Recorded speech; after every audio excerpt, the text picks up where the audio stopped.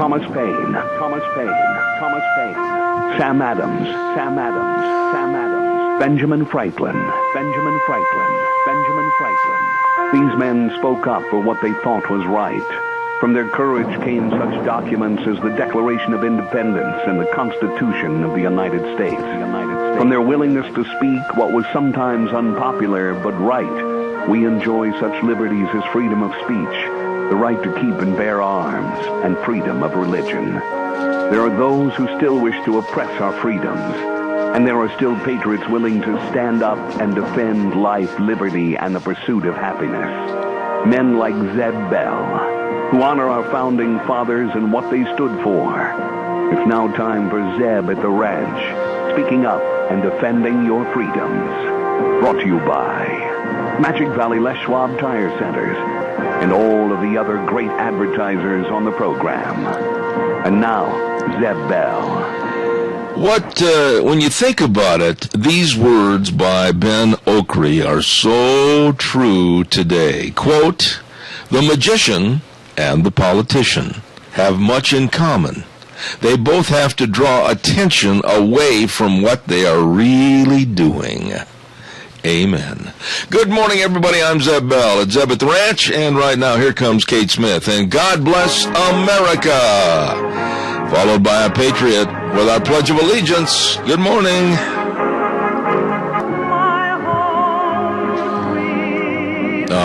Thank you very much, Kate Smith, and God bless America this morning. Thank you very much, lovely lady. Good morning, everybody. I'm Zeb Bell at Zeb at the Ranch, and of course brought to you by our major sponsor, your Magic Valley Les Schwab Tire Centers, all 7 great locations, and including some of our great advertisers, Lee's Furniture, Floors, and more at 459 Overland in Burley. And let's not forget our friends at Western Waste Services, always at your disposal. Call them, get on the route service, get rid of your garbage, 734-6969. And right now we ask the lovely, vivacious Gina Jameson, how are we coming through this morning? Helps if I turn on the right button. Yeah, I heard a little bit of a mistake there. Something that you never do. It's a Monday, come on. Something's bound to happen. Actually, I'm doing well. And how's the sound coming over this morning? It sounds all right. Okay, all right. Doesn't sound perfect, but that's okay. Sounds a little hollow. Yeah, that's what I thought. Yeah. Okay. Well, let me know if you want us to try it on the line, okay? I will. If it gets any hollower, I will text. Is there a word that says hollower? Hollower? No. Yeah. Okay. I didn't think so. It's not a real word. Well, neither is absentively. Or positively. Yeah, there you go. Yeah. I understand we have somebody with a pledge. We have Michael on for the pledge and Mr. Al on for the, switch that So around. Al's going to do the weather today, huh? Al's going to do the weather today. No, actually, we've got Al on for the pledge and Michael on for the weather. Boy, howdy, it's a Monday. Don't worry. I promise you, before the next 3 hours is up, I will beat you in mistakes. Probably. Okay. All right, and Al with the Pledge of Allegiance. Go ahead, please. Could we start this all over again? No, that'd be the worst thing we could do. Nice and warm, no wind, and just enjoy the day. Okay, thank you. Now the pledge. I pledge allegiance to the flag of the United States of America and to the republic for which it stands, one nation, under God, indivisible, with liberty and justice for all. Okay, now that being said, I want to know how Polly's doing this morning. I'll know when I go back in there. She was resting pretty good last night, but she's going through hell. All right, now listen, our prayers, our thoughts, everything is with you and your wife, and let us know what's going on, please. Zeb, I'd like to say something to all the people. I know we're in your prayers and that, but folks, when, if you bring stuff over to us, we can't take just so much food. I mean, There's just 2 of us. She's in the hospital, so please, I appreciate what you try and do and all that stuff, but we just haven't got the room to put it, and I hate to see the food waste. Now that is as honest and forthright as it can get. Al, I respect that. Thank you so much. And could I also make a message to President Obama? I'm sure it's going to be part of the message that I have here this morning. Go ahead. You messed up the damn country. Now keep your damn nose out of the Redskins. Amen. That's America's team, buddy boy. We're going to be talking about that, too. You picked another subject I'm going to get into. Al, thank you so much. Our blessings to Polly. Thank you. I'll keep you posted, buddy. All right. Thank you very much. For those of you don't know, that Polly Butler was readmitted back to the hospital, and we certainly extend our very best and prayers for her to come out of the hospital once and for all. Right now it's time for the weather, and the weather is provided by MichaelRogersWeather.com, the world's greatest weatherman. Good morning, Michael. I'm a little bit upset because of a quarterback who did something in Seattle. He turns around and do the same thing in Dallas. So please bear with me. Thank you very much. Good morning, Zeb. How are you?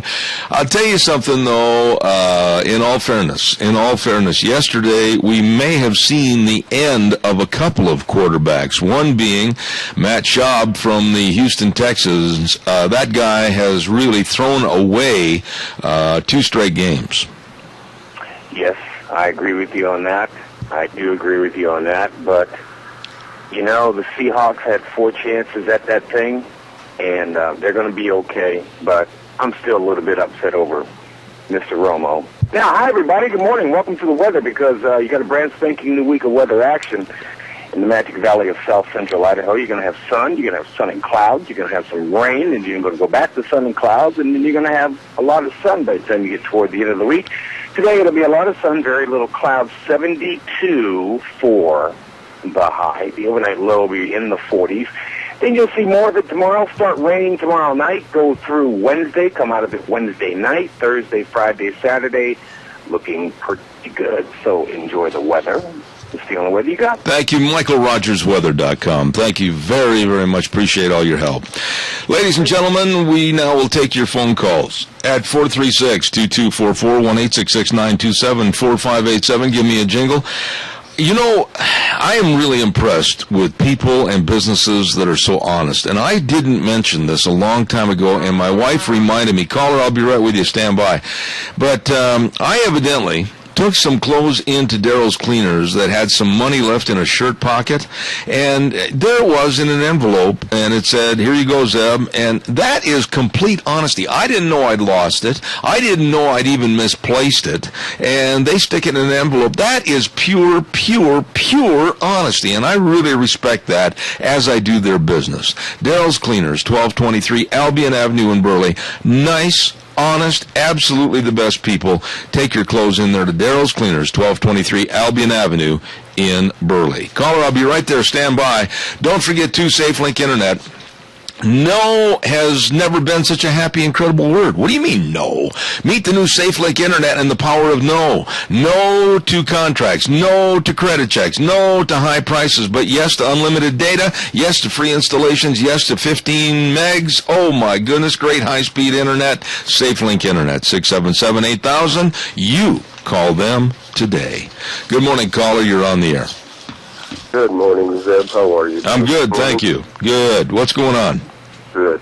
Well, I got a little announcement, if I may break in for a moment. We lost a local entertainer yesterday, and thought I might just announce it if you'll accept that. We had Gary Bench died yesterday of a stroke. They've been working a couple of weeks trying to save him, but it didn't work out, and so he's pretty well known around the area, and we wanted everybody to know that he is gone from us. No, I am so glad you mentioned that. I was going to mention it a little bit later on in the program, but Gary was literally the one-man band.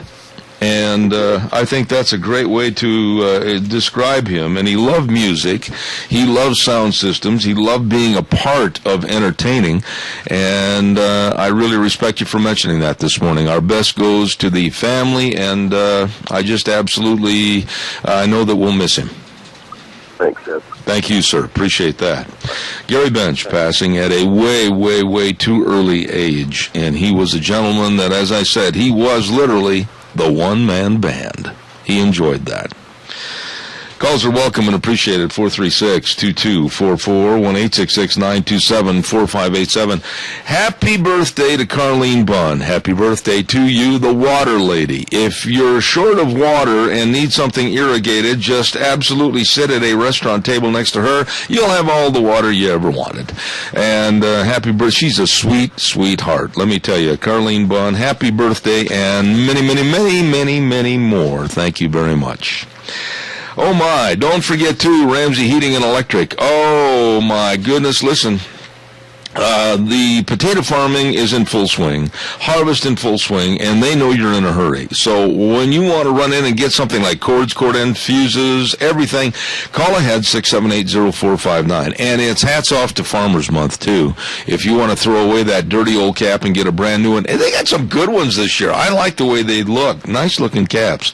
Ramsey Heating and Electric at 2600 Overland Avenue in Burley. For over 57 years serving you with warm winters and cool summers. Ramsey Heating and Electric. Stop in and see them today. Appreciate your calls. 436-2244, 1-866-927-4587. Before I get into my first topic this morning, Jim McCall called me again. Now listen carefully to this, please. Listen carefully to this note. Jim on their property has over 4 dozen beautiful 2 to 3 foot pine trees, and they could be very easily and very accessible pulled up and replanted. And just offer what you think they're worth. Call him at 431-1666 or 438-8730 over at Travelube. And boy, it'd be great for yard decorations and for windbreaks, etc. A lot of good-looking pine trees. Call Jim McCall right now, and he's got the trees for you. Last week, we gave away our first gift from the Zeb at the Ranch Cow Pies and Coffee Cups, and we want to thank Lee's Furniture, Floors, and More for a beautiful painting, $400 painting that was donated, and the winner was Kermit Hickman.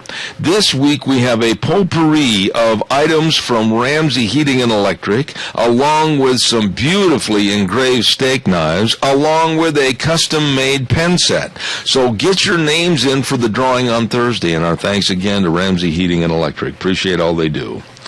All right, calls are welcome and appreciated. 436-2244, 1-866-927-4587. One word sums up what's happening right now in this country. Unbelievable. Simply unbelievable. What this administration, and I want to contradict what the Times News and their illustrious, so knowledgeable editorial staff wrote yesterday, when they said the shutdown blame falls to Idaho lawmakers. You know, evidently the Times News and their highly educated editorial staff they failed to put a fact in the paper, gee golly whiz, that was not a part of this. They were talking about the government shutdown, and they were talking about the quote-unquote Affordable Care Act. They didn't want to say Obamacare, but they used Affordable Care Act.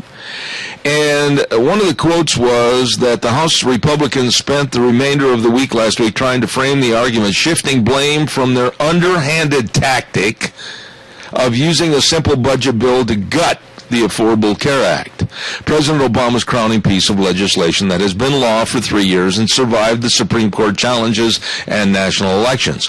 What the fine, illustrious, always knowledgeable encyclopedias of knowledge at the Times News didn't mention is that Obama and his staff amended Obamacare 19 times after the Supreme Court had passed on it, so it wasn't the same form and force that it was when the Supreme Court looked at it and passed on it with the absolute insane ruling by John Roberts to go along with the herd. And I just wish the Times News would make mention of the fact, not the same product that the Supreme Court looked at and passed on, but they didn't put that in their notes on Sunday. Calls are welcome, 436-2244, 1-866-927-4587. Hey, there's always big doings going on at Valley White Home and Ranch. And, boy, I'm telling you, whether you need feed for your livestock or whether you need boots, they got a great selection of boots over there, let me tell you. And all your warm clothing. And you get up in the morning now and go outside to feed the livestock, and you're going to notice that if you step off the back porch, you're going to go, whoop, wait a minute. I got to go back in and get a jacket. Well, they got all kinds of great clothes, vests, jackets, everything over there at Valley White Home and Ranch. And if they don't have it, they'll get it for you. And tomorrow, we're going to talk about a big sale that's coming up. Tomorrow, we're going to mention that at Valley White Home and Ranch, 910 South Oneida in Rupert. Caller, good morning. You're on the air. Good morning, Zeb. I appreciate your newsletter every week. I think you hit the nail on the head. And I certainly agree with it. And if people aren't on your newsletter list, I certainly would recommend that they do so. No, I appreciate that, Adrian. Right now, I was just going to say thank you very much, and we're into the thousands and thousands of people all across the country that are getting it. Thank you very much. Oh, you're certainly welcome. Well, I'll tell you, Harry Reid and company, they won't take, they're trying to shift the blame. And, of course, the news media, like the Times News, is doing everything they can to run cover for them. And, it comes here locally. And people, we need to stand up and call those editors and get hold of them and say, look, get real and realize that this country is being destroyed by this Obamacare Act. And I just got an email this morning from a lady that they went on the exchange, and it's unbelievable what people are going to pay and the deductibles they're going to have to pay compared to their old insurance. I mean, it's just unbelievable. It's going to be the biggest train wreck that ever happened. And to use a quotation from the Times News, they said, quote, "The polls are in and House Republicans own this car wreck." No, they don't. We have an administration that will not sit down and try to solve anything. If this was a Reagan, if this was even John F. Kennedy, if this was any president in the past, they would not let people suffer like they are right now. And this is Obama's baby. He is the one that's responsible.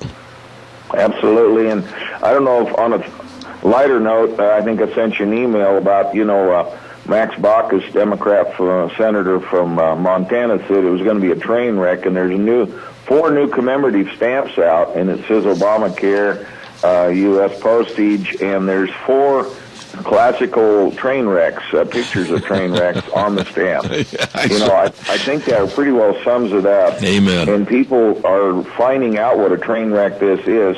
I would like to remind people, next Thursday, we have a speaker that's coming into Twin Falls next Thursday evening at 7 o'clock to speak about Obamacare at the Canyon Springs Inn, or the Red Line there. And he's going to be on your program at 10:30. Absolutely. That's the 17th. I need you to call me later. I need you to call me later, Adrian, so I can solidify telephone numbers and everything, so we do not miss that. Thank you. I got to run and do a commercial, my friend. Thank you. Okay. Well, have a good day. You too. Put that on your calendar next Thursday, 7 o'clock at Red Line, Canyon Springs Inn, and be on your program. Thank you, sir. Appreciate it. Have a great day. Bye. Thank you. Caller, I'll be right with you. Don't go away. Rain for Rent, 134 South, 600 West, Highway 27 in Paul, with the Rain Key Pivot Sales and Service and the great Rain Key rebates. And they're also having a drawing for a 40-inch flat screen TV. This is going to be all the way through October 21st. And they've got the best of professionals, Frank Jensen, good old boy, Skip Hilton, Brooks West, all of them. They can help you with your irrigation and industrial services for water. You better believe it. Rain for Rent, 134 South, 600 West, Highway 27 in Paul. Good morning, caller. You're on the air. Well, good morning, Jeff. How are you? I'm good, sir. Thank you. I don't get the Times News. I don't really care for it. But you were talking when you read it. Did they mention at all of how the people of Idaho had called their representatives and their congressmen and told them, do not vote for Obamacare. We do not want it. We do not need it. Did you ever mention that people have spoken? Well, they, in the Times News, it was their attitude to go after Republicans in general and damn and condemn them in this editorial. And I just wish one thing. When I write my blog, my Cow Pies and Coffee Cups, my name is all over as that is my piece of writing. I take credit for it or I take the blame for it. My gripe is with the Times News and their editorial staff, there are no signatures of names so that we know who had that opinion and who we can chastise or agree with. And I find that hiding behind a pen. Oh, yeah, it is. They write it, they've got to be proud enough to put their name on it. Yeah. One would think. If Charles Groundhammer has an editorial in the paper, or if anyone else writes an editorial for the paper, I don't care who it is, they put their names, whether it's Mike Crapo or whomever, they put their names on there. I find it offensive and literally hiding behind a pen or a computer when they write an editorial that is so blatantly one-sided that they won't sign their name so that we know who we can absolutely have the freedom to call and ask why they felt that way. But I think this is a big erroneous error not to put somebody's name down on it. Well, one name down there that everybody can call is Times News. Yeah. Call and complain. I agree with you. I got to take a quick break here for a commercial, and thank you for your call. Appreciate it. We'll be with the other caller in just a moment, but don't forget Middlecoff Ford Lincoln Body Shop. Now, I'm telling you, if you've had an accident, have a fender bender, or just need a new fan belt, call the great guys at Middlecoff Body Shop at 736-2490. I'm telling you, because of personal experience, they got my pickup in, they got it fixed, they got it restored, and I guarantee you I was happy. They strive to make all your vehicle repairs undetectable. Okay, stop and call them today. Middlecoff Ford Lincoln Body Shop at 1243 Blue Lakes Boulevard in Twin Falls. Call them. Please tell them I sent you. 736-2490. Do we have another call waiting there? I thought I heard the cow, but I want to make sure. Nope. Well then, so in other words, what you're telling me, when I heard this, it wasn't for real. That cow sounds so sick. Yeah, but listen, it's been here for a long time. I was kind of concerned about it, too. In the middle of the moo, I thought it was going to croak, if you want to know the honest truth. I was real worried about that. Oh, no, there is no phone call. Okay, well, things again. Doggone, there should be. I know. Oh, my. Okay, well, we'll take some more calls. You know, here's the idiocy of what's going on with this shutdown. Let's just talk about this for a quick second here. Okay. Priests, have you heard this story? Priests can't pray to other people in the military because that's part of the federal shutdown. Can you believe that? What? Yeah, I'm not kidding. I'll go through these real quickly. And some of the other idiotic movements of this. There is no fishing in federal waters. So if your boat is in federal waters, you're fishing illegally and they'll throw you out of there. Okay. But here's the one that'll really get you the most, I think. Federal prison workers are not getting paid right now, but they're being forced to work anyway. But here's the kicker. Do you know that prisoners making license plates or whatever, the bad guys get paid for their work without any stoppage? Okay, so back up. Hold on a second. Priests can't pray. That's the one I'm stuck on. And last I checked, prayer was free. Yeah, but you know, if all of a sudden a priest walked up to somebody or somebody said to a priest at a military base or whatever, to the pastor, priest, whomever it is, would you please come pray with me? Oh boy, if you get caught during the shutdown, they could possibly be arrested. That makes no sense. Well, that makes absolutely no sense to me. Nor does the shutdown. And I'm going to go into the next half hour. You may or may not know this. Now, you're a sharp gal. But you may not, how much money, and I'm just going to leave you hanging on this because I got to get to Travel Lube. How much money do you think the United States takes in on a monthly basis? Gross income. Okay, I'll take a stab in the dark and say, on a monthly basis, let's say $50 billion. No, you're not even close. Am I over or under? No, you're way, way under. Really? Yes. Okay, I'm going to Google it. All right, you Google it, and you'll find out. I've got my stats, I've got my figures, I've got everything, and you're going to look back at this whole thing as what in the heck are they doing to us? I'll be with you in a couple minutes, okay? All right. Travel Loop Supply, 1050 West, 203 south of Hayburn. Jim McCall's Farm, yep. 438-8730. They deliver the goods. Jim just made a note of telling me this morning that they've got grease guns and all the grease. They've got window wash for all the trucks at Harvest. They got pink bubble ropes coming in. And by the way, in all seriousness, the October is Breast Cancer Awareness Month, and that's why they're having these pink bubble ropes coming in. And please, let's support those. Pick one up at Travel Lube Supply. Give them a call, 438-8730. Travel Lube Supply, serving you. It is time now for the Capital Press Ag Minute, and it is brought to you by Pacific Steel and Recycling at 320 West Main in Burley, 678-2321. Here now, the Ag Minute. Today's Ag Minute brought to you by the Capital Press, the West Ag Weekly. Washington State minimum wage will increase 13 cents to $9.32 in 2014. The state minimum wage applies to workers in agriculture and non-agricultural jobs, although 14 and 15-year-olds may be paid 85% of the minimum wage. Incentive 688, approved by Washington voters in 1998, requires the state Department of Labor and Industries to make a cost of living adjustment to the minimum wage each year based on the Federal Consumer Price Index for urban wage earners and clerical workers. The state has the highest state minimum wage at $9.19. Oregon's is the next highest at $8.95. The minimum wage in Idaho is $7.25, the same as the federal minimum wage. For more agriculture news and information, turn to the West Ag Weekly, the Capital Press, and capitalpress.com. Oh, we'll have to tell Hannah not to do that recording in a barrel. Anyway, Pacific Steel and Recycling, don't forget, 100% employee-owned, as it has been for over 25 years. And in just about another month, National Recycling Day is going to happen on November 15th, and stay tuned right here, talking about Pacific Steel and Recycling for lots of specials and free prizes and giveaways. Really nice people, Pacific Steel and Recycling, 320 West Main in Burley, 678-2321. Caller, I'll be right with you, I promise. Don't go away. I want to also remind everybody, with the colder temperatures coming, we're going to be seeing a lot of people that are going to wait, and they're not going to get on the list to have their sprinkler lines blown out. And then they'll freeze, and you really got some problems.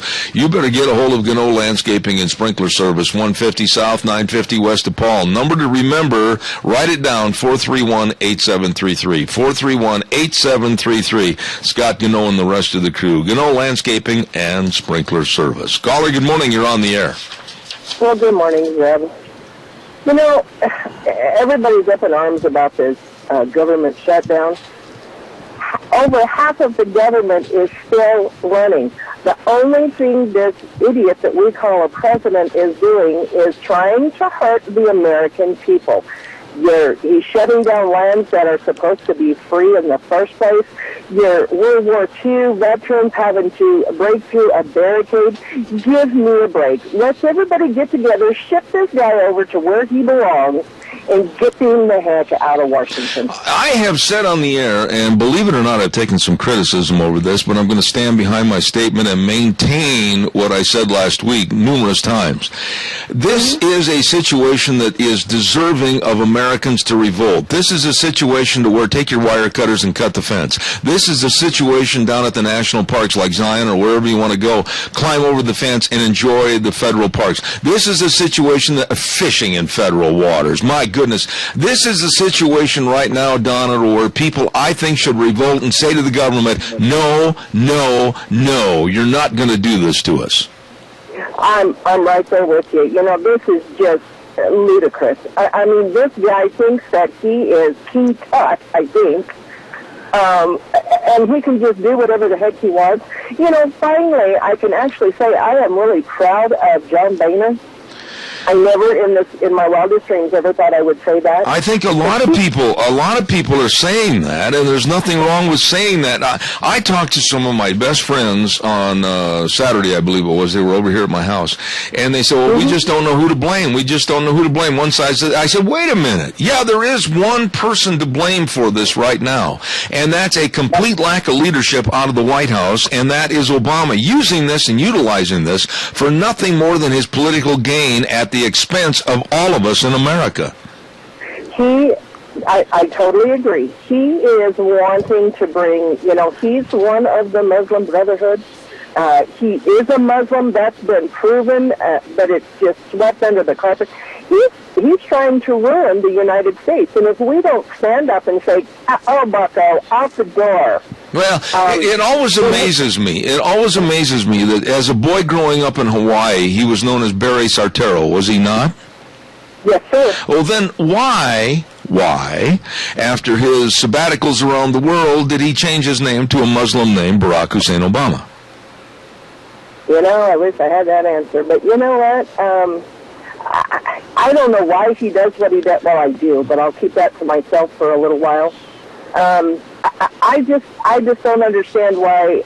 And like I said, I am proud of John Boehner for finally standing up and saying the American people are saying, no, you can't do that. And one other thing, too, and I will stand up, and if the Times News wants to call me and arrange for a time to come on this program with their editorial staff, whoever they are, and name names and say, I honestly think, and I want your opinion on this real fast because I got to do a commercial.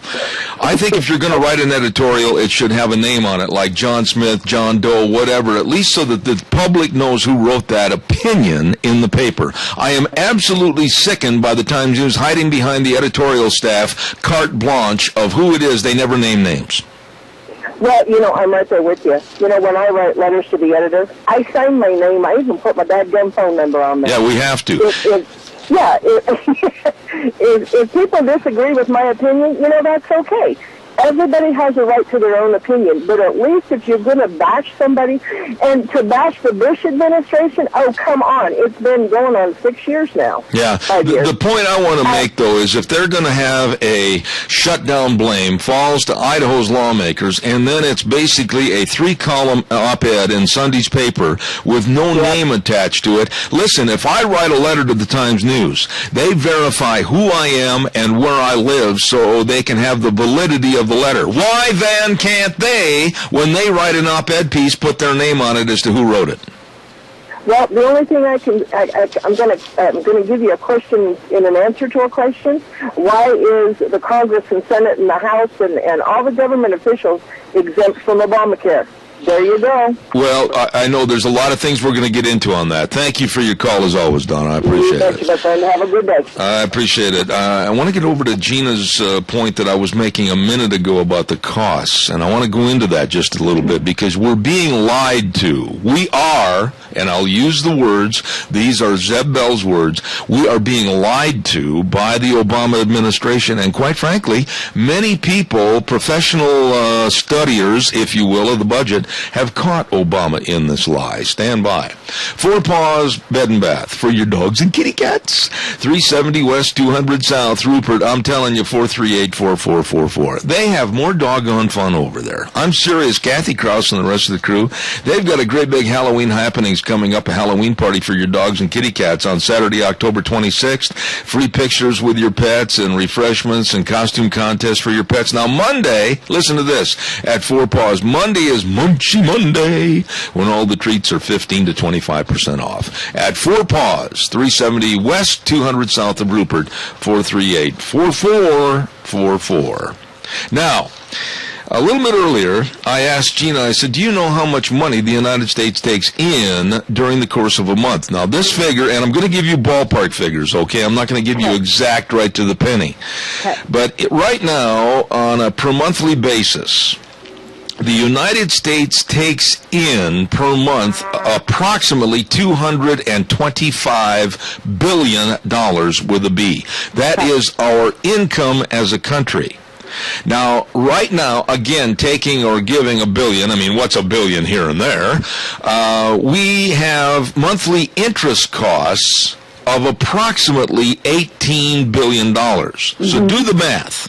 If we're taking in over $220 billion and we have average monthly interest costs, which are $18 billion, we have enough, more than enough money, and also to cover all the Social Security checks.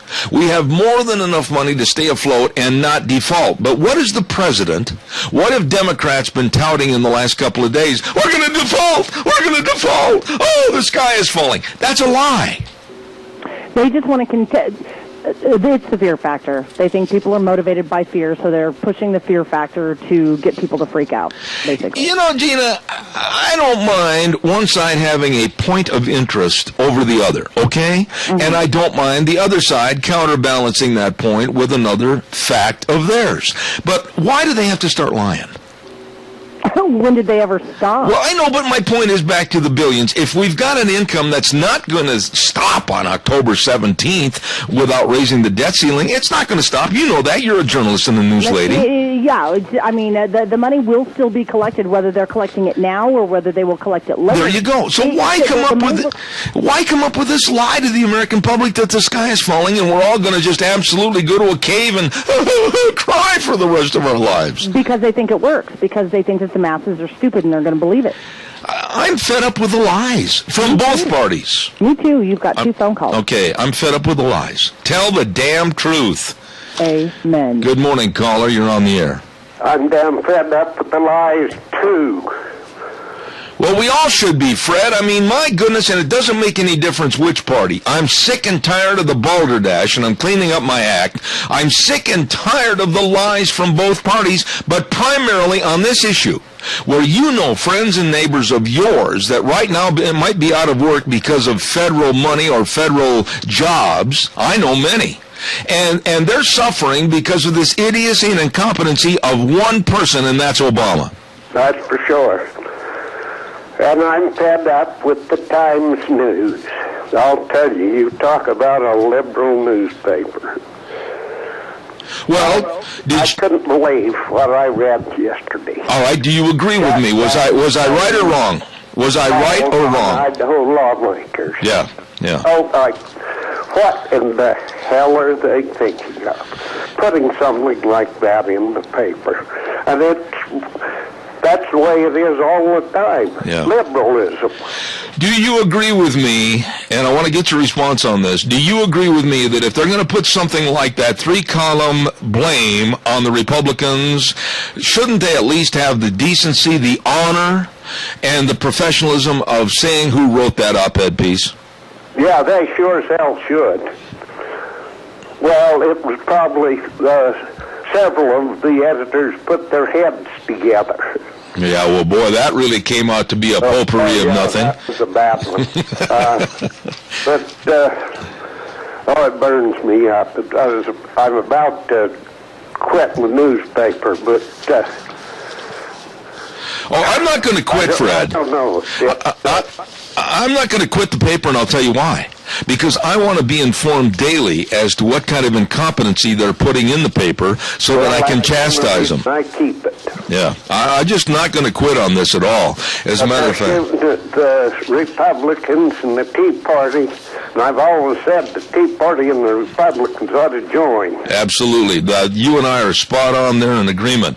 But my point is this. If Fred Preston writes a letter to the Times News, and then they'll verify who you are, if you wrote the letter, and what your address is. They want to know everything about you before they put it in the paper as a verification. So if they're going to write an op-ed piece like this that says, quote in big letters, "Shutdown blame falls to Idaho lawmakers," I absolutely want to know who came up with this absolute perverted idea so that I can call them or invite them on the radio to come out here and look me in the eye and stand up for what they wrote. Well, I'm going to call them and ask them who in the hell put that in the paper. Good boy. Let me know what you find out, would you please? I sure will. All right, Fred. God bless you, man. I won't find out anything. We'll try, my friend. Thank you. God bless you. Thanks much. Thank you. Calls welcome 436-2244-1866-927-4587. Caller, go ahead. I'll take the weather right after this. Go ahead. Oh, good morning, Zed. Yes, sir. Yeah, there's something that's maybe even more important than this healthcare thing, and it's a pet peeve of mine. These Muslim training camps. Oh, boy, yeah. Now, what's going to happen when these guys are fully trained and they're dispersed throughout the country? We will have more 9/11s than we know what to do with. And this guy, Bobby Sotero, a.k.a. Barack Obama, is sitting back, putting up smoke screens all over the place and avoiding this issue. I couldn't agree more. I've talked to quite a few people around the United States in the last couple of weeks, and Martin Moyer, the person that wrote Twilight in America, we had him on the program, and I think I even gave you the title so that you could get a copy of the book. But this enhancement or letting of these terrorist groups reside in the United States, they've got big camps in upper state New York up in the woods. They've got camps in Texas. They've got camps they've started in Oregon, all across the United States. Tony, I can't believe, honestly, I can't believe that we could be, A, so dumb, B, so naive, that we could allow this to happen in this country. Well, they're just designing a pincer movement where they're going to come in from all sides. I agree. Big bridges are going to go, the schools are going to go, churches, and this guy is doing nothing. I couldn't agree with you more. By the way, how are you and Mary doing? You feeling okay? We're doing okay. Mary's getting better. All right. Would you please go give her a peck on the cheek and say it's from me? I sure will. All right, thanks. God bless you. Thank you. Thank you. Okay. Hey, we've really quick got to get to the weather forecast brought to you by Sportsman's Warehouse, 1940 Bridgeview Boulevard in Twin Falls. Oh, they've got everything for you. They've got all your camo, everything, and they got all the Armor Fleece big logo hoodies. Oh, Cape Warm up there. And they've got all the Danner High Ground uninsulated and insulated boots. They've got them all for you over there at Sportsman's Warehouse. They've got friendly experts, quality gear, down-home attitude. It's the great indoors for those who love the great outdoors. Sportsman's Warehouse in Twin, and right now, Michael Rogers weather. Hey, everybody, Michael Rogers from MichaelRogersWeather.com. Starting up a brand spanking new week of you, me, and we got some weather action this week.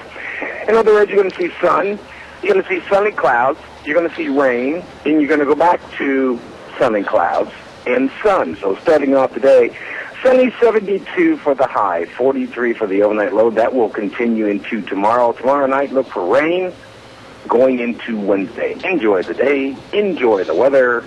It's the only weather you got. Thank you, Michael. Brought to you this hour by Sportsman's Warehouse, 1940 Bridgeview Boulevard in Twin Falls.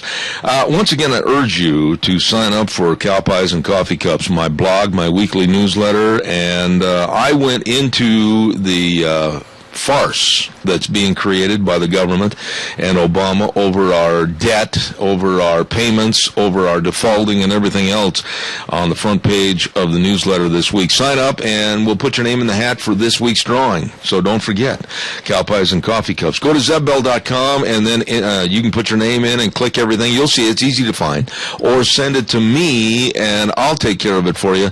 My email is zebattheranch@hotmail.com. You know, the other thing that bothers me, and I'm just going to be very blunt here this morning, again, for all the naysayers against conservatism and against my program, I'm not going to back up. I'm not going to hedge on what I say with your little icy threats, etc. While everything is coming apart at the seams like a cheap suit in this country, would somebody care to tell me why?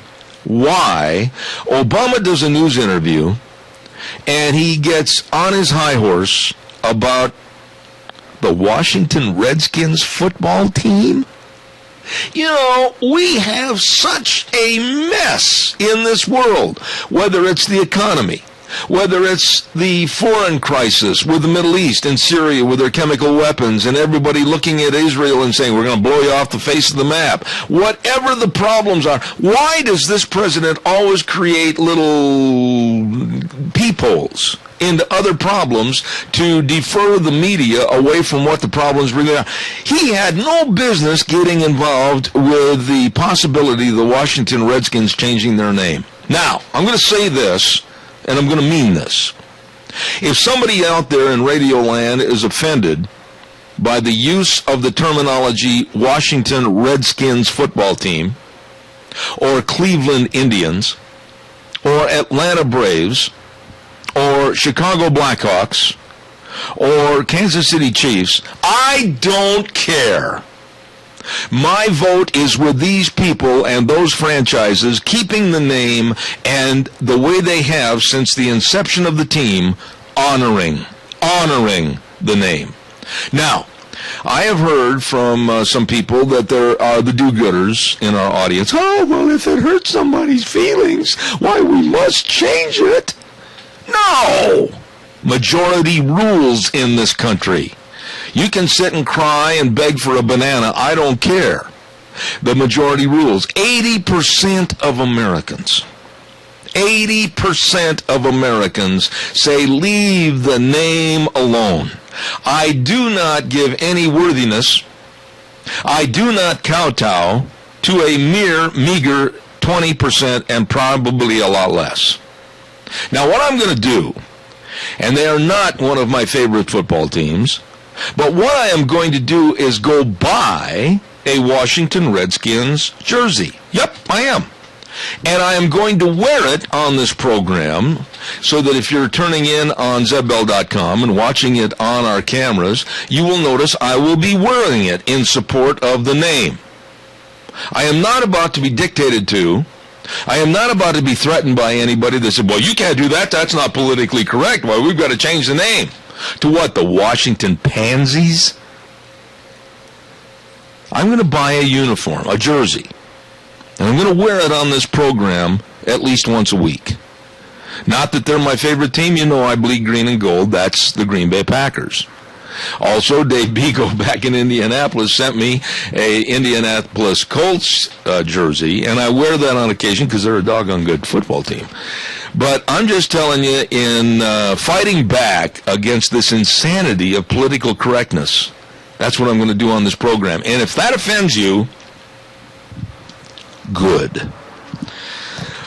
Ladies and gentlemen, we're very blessed to have the Ambulatory Surgery Center at 1344 Highland Avenue in Burley. For over 14 years, the Ambulatory Surgery Center of Burley has saved area families thousands and thousands of dollars as they have received outstanding medical care. This is a first-class medical facility located at 1344 Highland in Burley. Please call 677-8888. Very easy number to remember. For outstanding care and save money, Ambulatory Surgery Center in Burley, and they are also one of our co-sponsors of School Days in Cassia County, heard on Thursdays.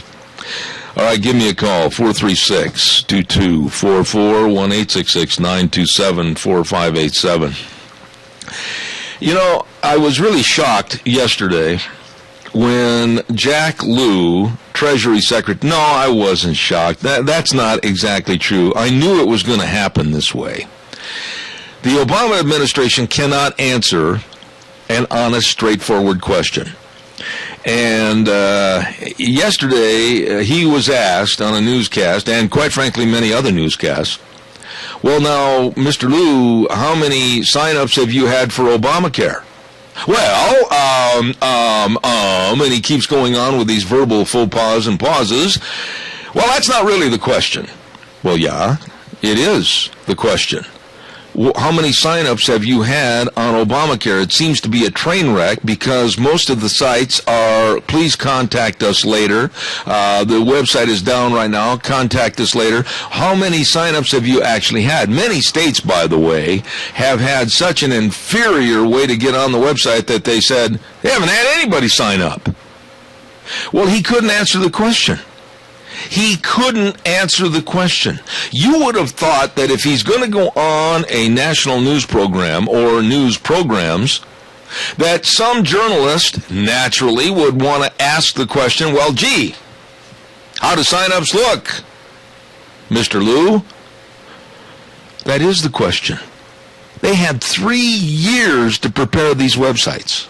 They had 3 years to say, well, now, if this glitch happens, well, we'll overcome that glitch by having this. They didn't do anything. It's the most ill-prepared. It's the most ill-thought. It's the most ill-conceived idea, and the American public is paying for it. Oh, boy, are we going to pay for it.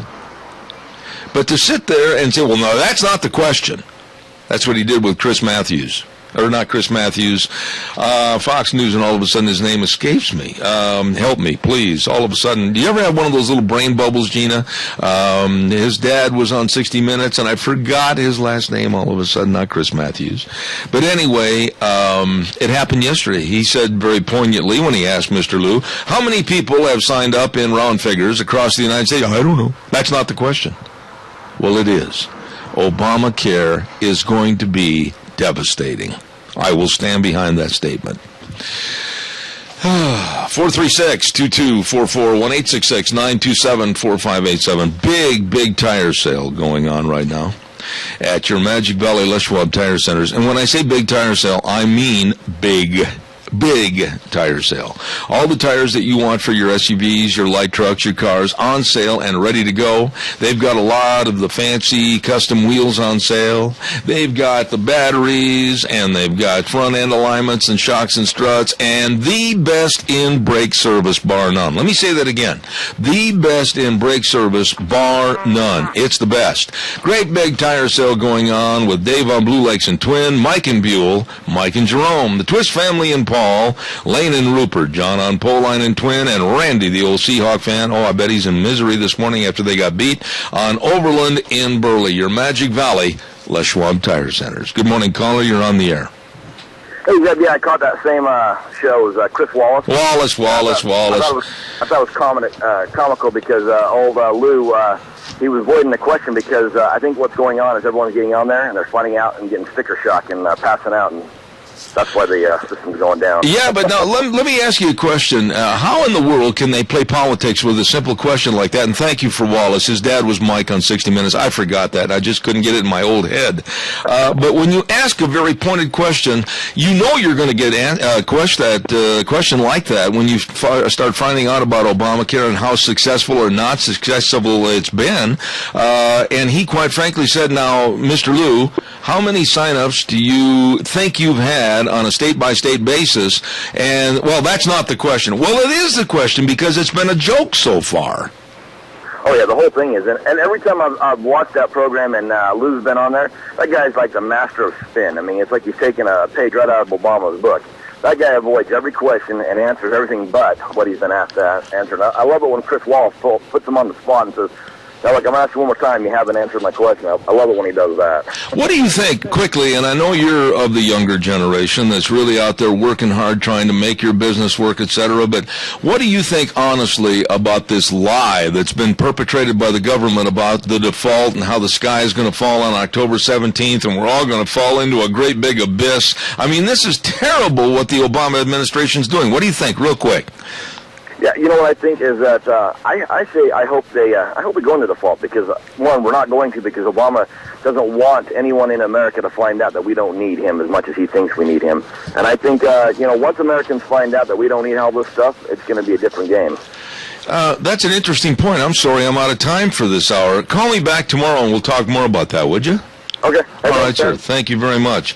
Again, I wish the Times News would at least have the, I'll call it professionalism, to have their op-ed signed, because I'd sure like to know who wrote that one yesterday. Showdown, blame falls to Idaho's lawmakers. If you're going to make a statement like that, at least let us know who it is so that we can call, get them on my program, and arbitrate. We're going to take a 6-minute break. We'll be right back. Don't go away. Yabba-da-yabba-da. Good morning and welcome Monday morning. My goodness, supposed to be a nice day today. Welcome to Zeb at the Ranch with our major sponsor, your Magic Valley Les Schwab Tire Centers, and all of our great advertisers, too. Some of those are Lee's Furniture, Floors, and More at 459 Overland and Burley, and our friends at Western Waste Services. From the canyons of the Snake River and all across southern Idaho, we're always at your disposal. Western Waste Services, we care about our community, our resources, and this great land. Western Waste Services is lending a hand, always at your disposal. Western Waste Services. I'll tell you what, if you need to clean something up, and boy, do I ever. I've got a portion of my barn, the tack room, that is going to be gutted and cleaned. Well, they've got the dumpsters right there at Western Waste Services in various sizes. And then when you're all done filling them up, just give them a call. Get them out of there. You better believe it. Call them at 734-6969. Always at your disposal. And don't forget to get on the weekly trash service pickup on the route service. It's wonderful. Fantastic. 734-6969. Western Waste Services, always at your disposal. Ladies and gentlemen, I also want to remind you that all of us need to sit down because it's a part of life and talk about our funerals. Yes, I urge you to call our friends at Hanson Mortuary at 710 6th Street in Rupert, 436-5636, and just talk to them about the taking away a lot of the stress and the worry for our families. And a lot of ideas you can be sharing with them about what you want done, etc. Call them again at 436-5636. They always uphold the highest ethical standards with unquestioned integrity. Hanson Mortuary with Joel Heward and his staff in Rupert. You contact them today. It is Monday, and he is back from being gone. Thank goodness, because I was not happy about having to fill somebody in his place because nobody can take his place. And he probably is so proud of his Denver Broncos. Good morning, Frosty Woolridge. Good morning, Zeb. It's just a great honor to be back with you, and hopefully we really bring it to the American people. And yeah, it's kind of exciting. That was an exciting game in Dallas yesterday. I mean, it was one of those, whomever won came out on the lucky end of the football bounce, because that was a wild and crazy game. Yeah, but you know something, and I told Deanne when there was about 10 minutes left in the last quarter, I said, you know what, honestly, whoever has the ball at the end of this game is going to be the winner. And that's what happened. I watched the highlights over and over again because it was so exciting to have that interception there in the last couple of a minute 27 or whatever, and then go right down to 2 seconds, and Prater kicks the field goal. That's what people come to football games for, because it is so exciting. It's so cliffhanger, and it's dramatic. It really is. The NFL, it really brings all the excitement of the American way of life to focal points for all of us in every city, battling against every city. So that was and it also shows, of course, Peyton Manning, one of the great quarterbacks of all time. So it's pretty thrilling. I admit. Frosty, I've got to take a break at about 15 minutes past the hour, about 5 minutes, but I want to tell you I really, really enjoyed the piece that you wrote about will America recover and go back to being really America. Boy, that was an exciting piece, but I don't think you're any more optimistic than I am. Well, I'm not. I hope everyone has a chance to read this piece, because it's a powerful piece. Because I hear, and I was on another radio show in Wyoming, and one of the callers came in and said, will we ever get back to the America that I knew growing up as a kid? And, of course, for most of us, certainly over 40, we appreciated a cohesive society and unhyphenated Americans and a reasonable immigration flow from compatible cultures and societies and language, and people who want to become Americans. And today that is no longer true. It is no longer a reality, and we're being fractured to such a degree. And so I answered the question. And of course, in the other piece that I did on research, ladies and gentlemen, this Senate Bill 744, the more you look into it, we now take in 125,000 immigrants every 30 days from all over the world. Sudan, Somalia, Ethiopia, you name it. These are people from Kurdistan and from Iraq and Afghanistan and all of these, Pakistan and so forth. And they don't speak our language. They don't even think like we do, and they don't intend to and never will, because they are so alien and they enclave so well. And so if this Senate bill passes, ladies and gentlemen, it jumps legal immigration from 125,000 a month to around 200,000 a month, or 2 million per year. 2 million per year. Somebody up in Washington, D.C., the Gang of Eight, doesn't have a brain, doesn't have an IQ over 2 digits, and they're going to inundate our country with all of these third worlders who simply are flooding into this country. And as I showed in the article itself, just a 2-minute video, why they're coming. And that video should shock anybody. You can get it at News with Views and or beforeitsnews.com. But there's no question we won't survive this as a cohesive culture or a cohesive single language, and we certainly are going to have unbelievable religious tension and conflict because of this massive overload. And so, if we don't stop this thing, there's no way we're ever going to get America back to being what America was.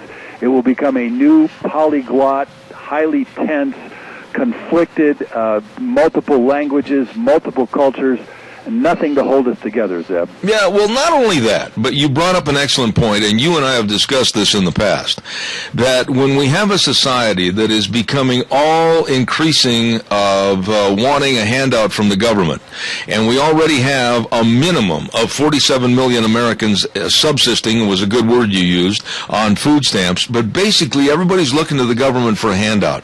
Of the 330 million, give or take a few here and there, million populace in this country, Frosty, that is a large chunk of the pie that is absolutely dependent upon your billfold and my billfold, because they're not going to do anything. They don't care about work. They don't care about bettering themselves. They don't care about higher education. They don't care about going out and having goals for the future.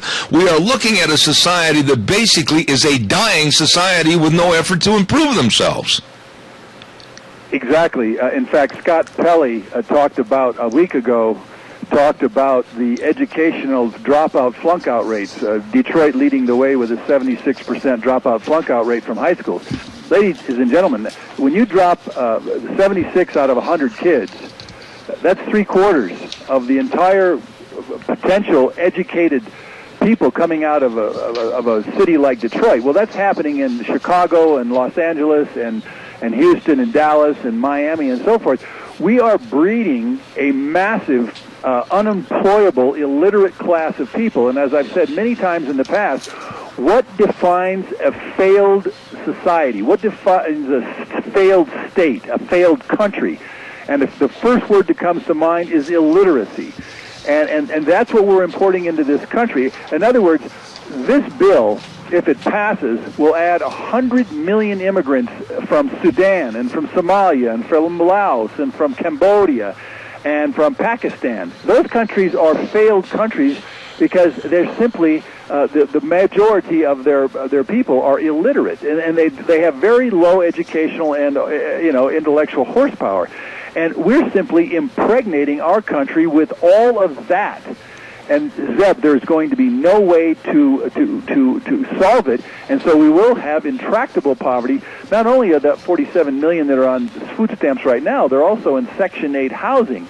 They pay $10 a month, and you and I pay, the $500 to $800 or $1,000 a month. And again, the 68% of African American children today here in America are brought up by single mothers, and 99% of them are on welfare. Can you imagine what it's going to be like when we import another 100 million of these people from all of these disparate, failed states and these countries? Zeb, this is going to absolutely dismantle America. We're going to have more with Frosty in just 1 minute exactly. Stay tuned, Frosty. I'll be right with you. Don't forget Burley Glass, 1029 Overland in Burley, was Gentle Ben at 678-1459. And the very energy-efficient vinyl windows, the Atrium windows. You better believe it can increase the energy efficiency of your home up to 2 to 3 times. Wow, these are great windows, and you can find out all about them at Burley Glass, where they're working hard to provide a great service to all the communities in Magic Valley. Burley Glass with the Atrium windows, 1029 Overland in Burley.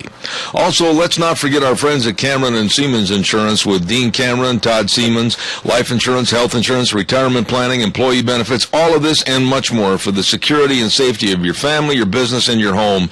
Be sure and contact them today. They are the best. 436-4424, the telephone number for Cameron and Siemens Insurance, Highway 24 in Rupert. Frosty, guys like you and me, we're on the radio, and we're heard all over the United States. And there are people that are writing our names down, and they're saying that we're hate mongers, that we're bigots, and that we are absolutely selfish because we don't care about others. But wait a minute, I'm going to stop right there. And I'm going to say it's because we care so much about this country and our citizens that you and I, months and months ago, talked about a quota system until we get our economy back on a running black line instead of a red line. I absolutely think we need a quota system. I think we need to clean up how welfare is paid. I think we absolutely need to stop this hyphenated American attitude. We're all Americans. We're all there supposedly for the same reason and the same output to make a better country for our children. I don't see this, and if we don't change things, we're going to be a third-rate, third-world country. Well, that's true, and let me address the hate monger and the xenophobic and the racist charges. They simply don't apply. I'm a person who is, I don't hold a grudge against anybody. This is not against the immigrants. This is not against the illegal immigrants. This is not against the legal immigrants. This is about numbers, ladies and gentlemen. As you all know, I was a math and science teacher. I've traveled into Bangladesh and China and India. And for those of you who want to watch this interview, this little 2-minute Bangladesh story, it's a YouTube. And you can go to beforeitsnews.com or you can go to newswithviews.com and just look up this particular op-ed that I did.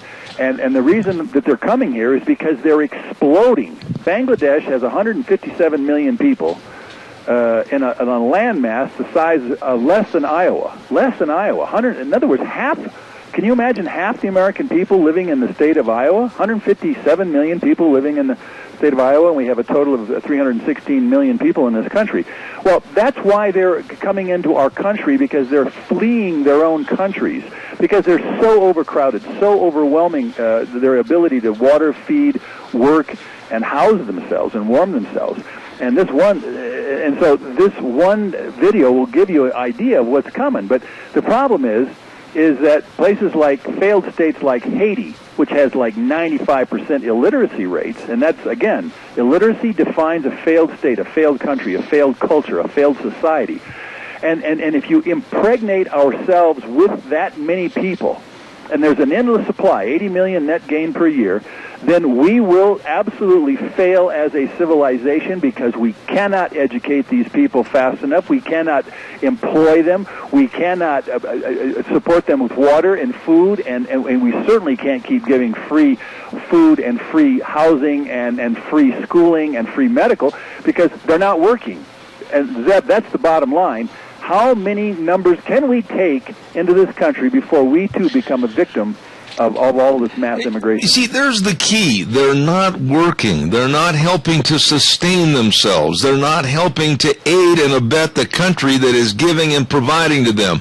They're not paying back the gratuity of trying to live in the greatest country in the world. They're not working, and that word working encompasses a lot. They're not working for themselves, and it's not working for us by having them here. We've got to stop this, and we've got to look at a quota system. We have to look at a quota system, and of course in my book, America on the Brink, the next added 100 million Americans, which you can all get at my website, frostywoolridge.com, and or on Amazon or Barnes & Noble, I tell us we must reduce all immigration to less than 100,000 per year for the next 10 years. That's 100,000 per year. We're taking in 125 to 150,000, and if this bill passes, it'll be 200,000 per month, every 30 days. There's no way to put our own people back to work. There's no way to get our own minorities some kind of jobs and relief. And again, to empower yourselves, ladies and gentlemen, again, www.capsweb.org. CAPSWEB.org, and numbersusa.org, and FAIRUS.org, and a lot of you might want to go to ALIPAC, ALIPACUS.com. Those organizations will empower you collectively, well over almost 2 million members now, to stop this thing. Because if we don't stop it, our kids will be looking at 100 million third-world immigrants piled in on top of our country. We will no longer be America, Zeb. We will be a polyglot nation with multiple languages, multiple cultures, no cohesiveness, no sense of direction or purpose toward the future, and simply inundated with problems that cannot be solved. They will become irreversible and unsolvable. Absolutely. We have a caller with a question. Go ahead, caller, please.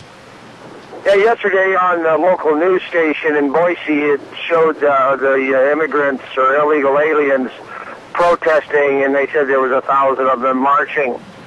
And I thought, well, that's all well and good, I guess, fair and objective. But they never brought up this fact that in California, they implied that 5 million people had tapped in to sign up for Obamacare, when it turns out the truth was that 500,000. Now, see, you know, if you're going to do the news, at least you can really be fair and objective. And think about this. I mean, if the local news stations would actually be fair, like I said, it could really have an effect on awareness, and I'll hang up now. All right. Good points. Frosty, respond, please.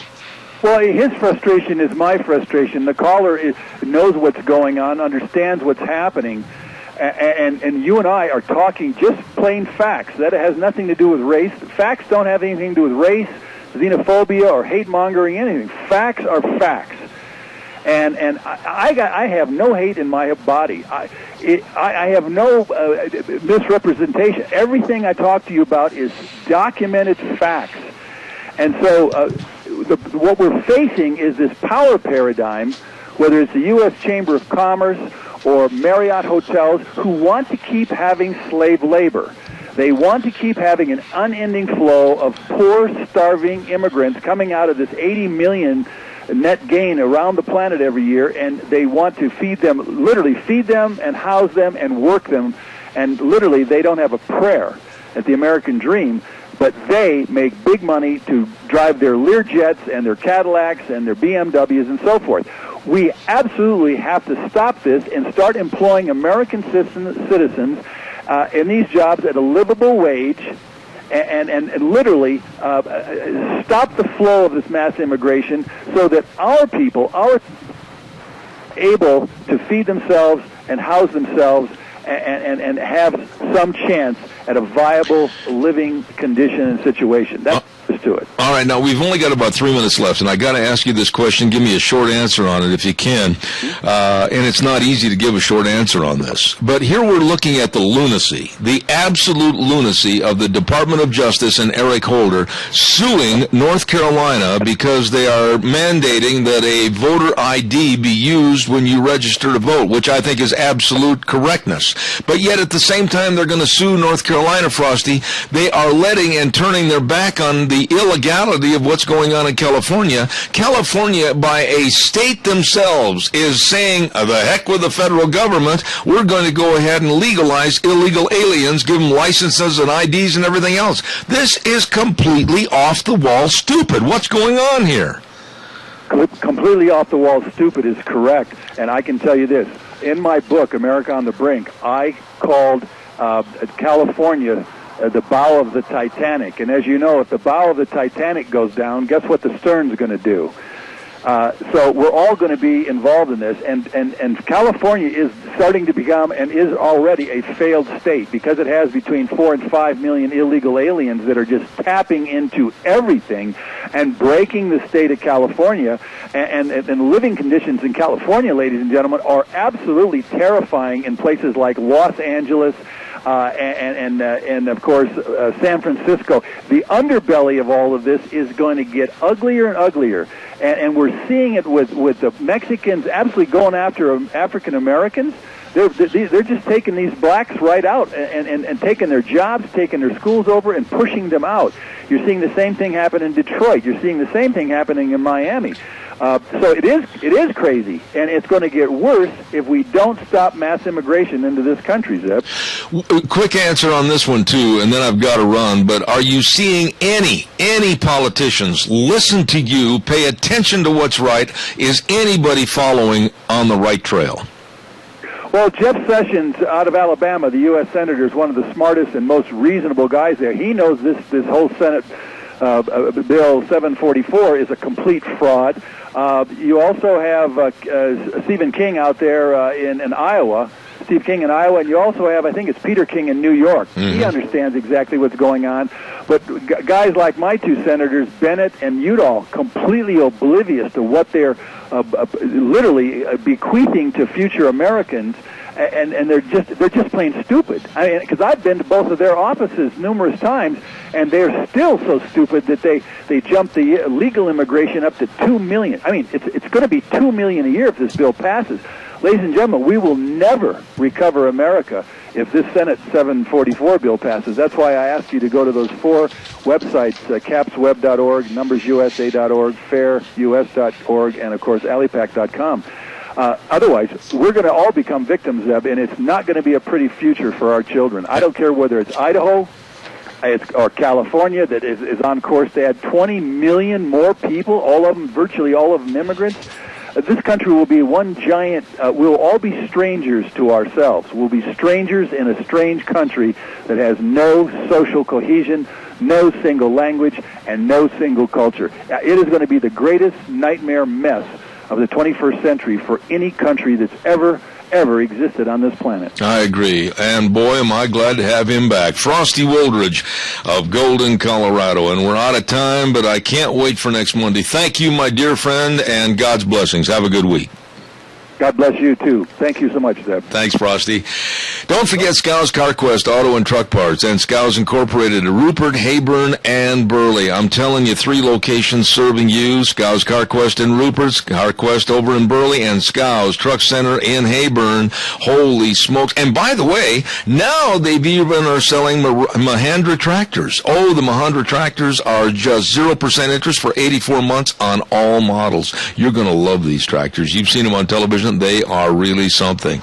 And don't forget, they've got the greatest deals at Scow's CarQuest. Every detail matters, and they've got all your motor oils. They've got all your Prestone or Prestone Dex Cool concentrates, antifreeze coolants. They've got everything for you to get ready for this chilly winter at Scow's CarQuest Centers. Auto and truck parts. Don't forget Scow's CarQuest in Rupert, CarQuest of Burley, and Scow's Truck Center in Heyburn, serving you. And we've got their program on Wednesday mornings at 9:30. I want to remind you, too, that Ramsey Heating and Electric can offer rebates on qualified Lennox home comfort systems, whether it's a gas furnace, an air conditioner, or a heat pump. You and your family will enjoy the comfort. As a Lennox independent dealer for over 48, actually it's about 54 years right now, and they know the climate, they know the equipment, and they've done the shopping for you. Call 678-0459, Ramsey Heating and Electric, where they sell warm winters and cool summers. Really good people. Oh my, in just a moment we're going to have Mike Norton with the, Alliance Defending Freedom. That's coming up in just a few moments. And I also want to remind you that they, at our friends at Lee's Furniture, Floors, and More, have some hot mattress buys. No interest for 15 months on approved credit. And they're having a closeout on all of them. The Beauty Rest True Energy mattress with the memory foam bed. Oh, so comfortable. They've got many great twin mattresses and queen mattresses. You deserve to have a good night's sleep. So check out all the mattresses, the hot mattress buys going on right now at Lee's Furniture, Floors, and More at 459 Overland in Burley. You stop in and see them today.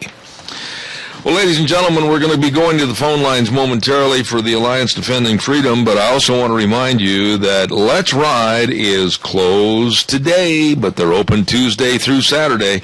Holy smokes, have they got all the new 2014 snowmobiles coming in? All of them. And they've got 2014 ATVs in stock, and they've got all your accessories. They've got a fantastic service department. It is where the fun is sold. You've got to get in and check out the fun at Let's Ride. Highway 24 between Rupert and Burley. Open Tuesdays through Saturdays from 9 to 6. You're going to love the people. You're going to love all the great buys. Oh, by the way, don't forget, get your watercraft service for the winter. Don't let it freeze up. Take care of it right now at Let's Ride, where the fun is sold. Ladies and gentlemen, with me right now on the telephone, we have Senior Legal Counsel with the Alliance Defending Freedom, and that is Mr. Michael Norton. Michael, good morning to you, sir. How are you?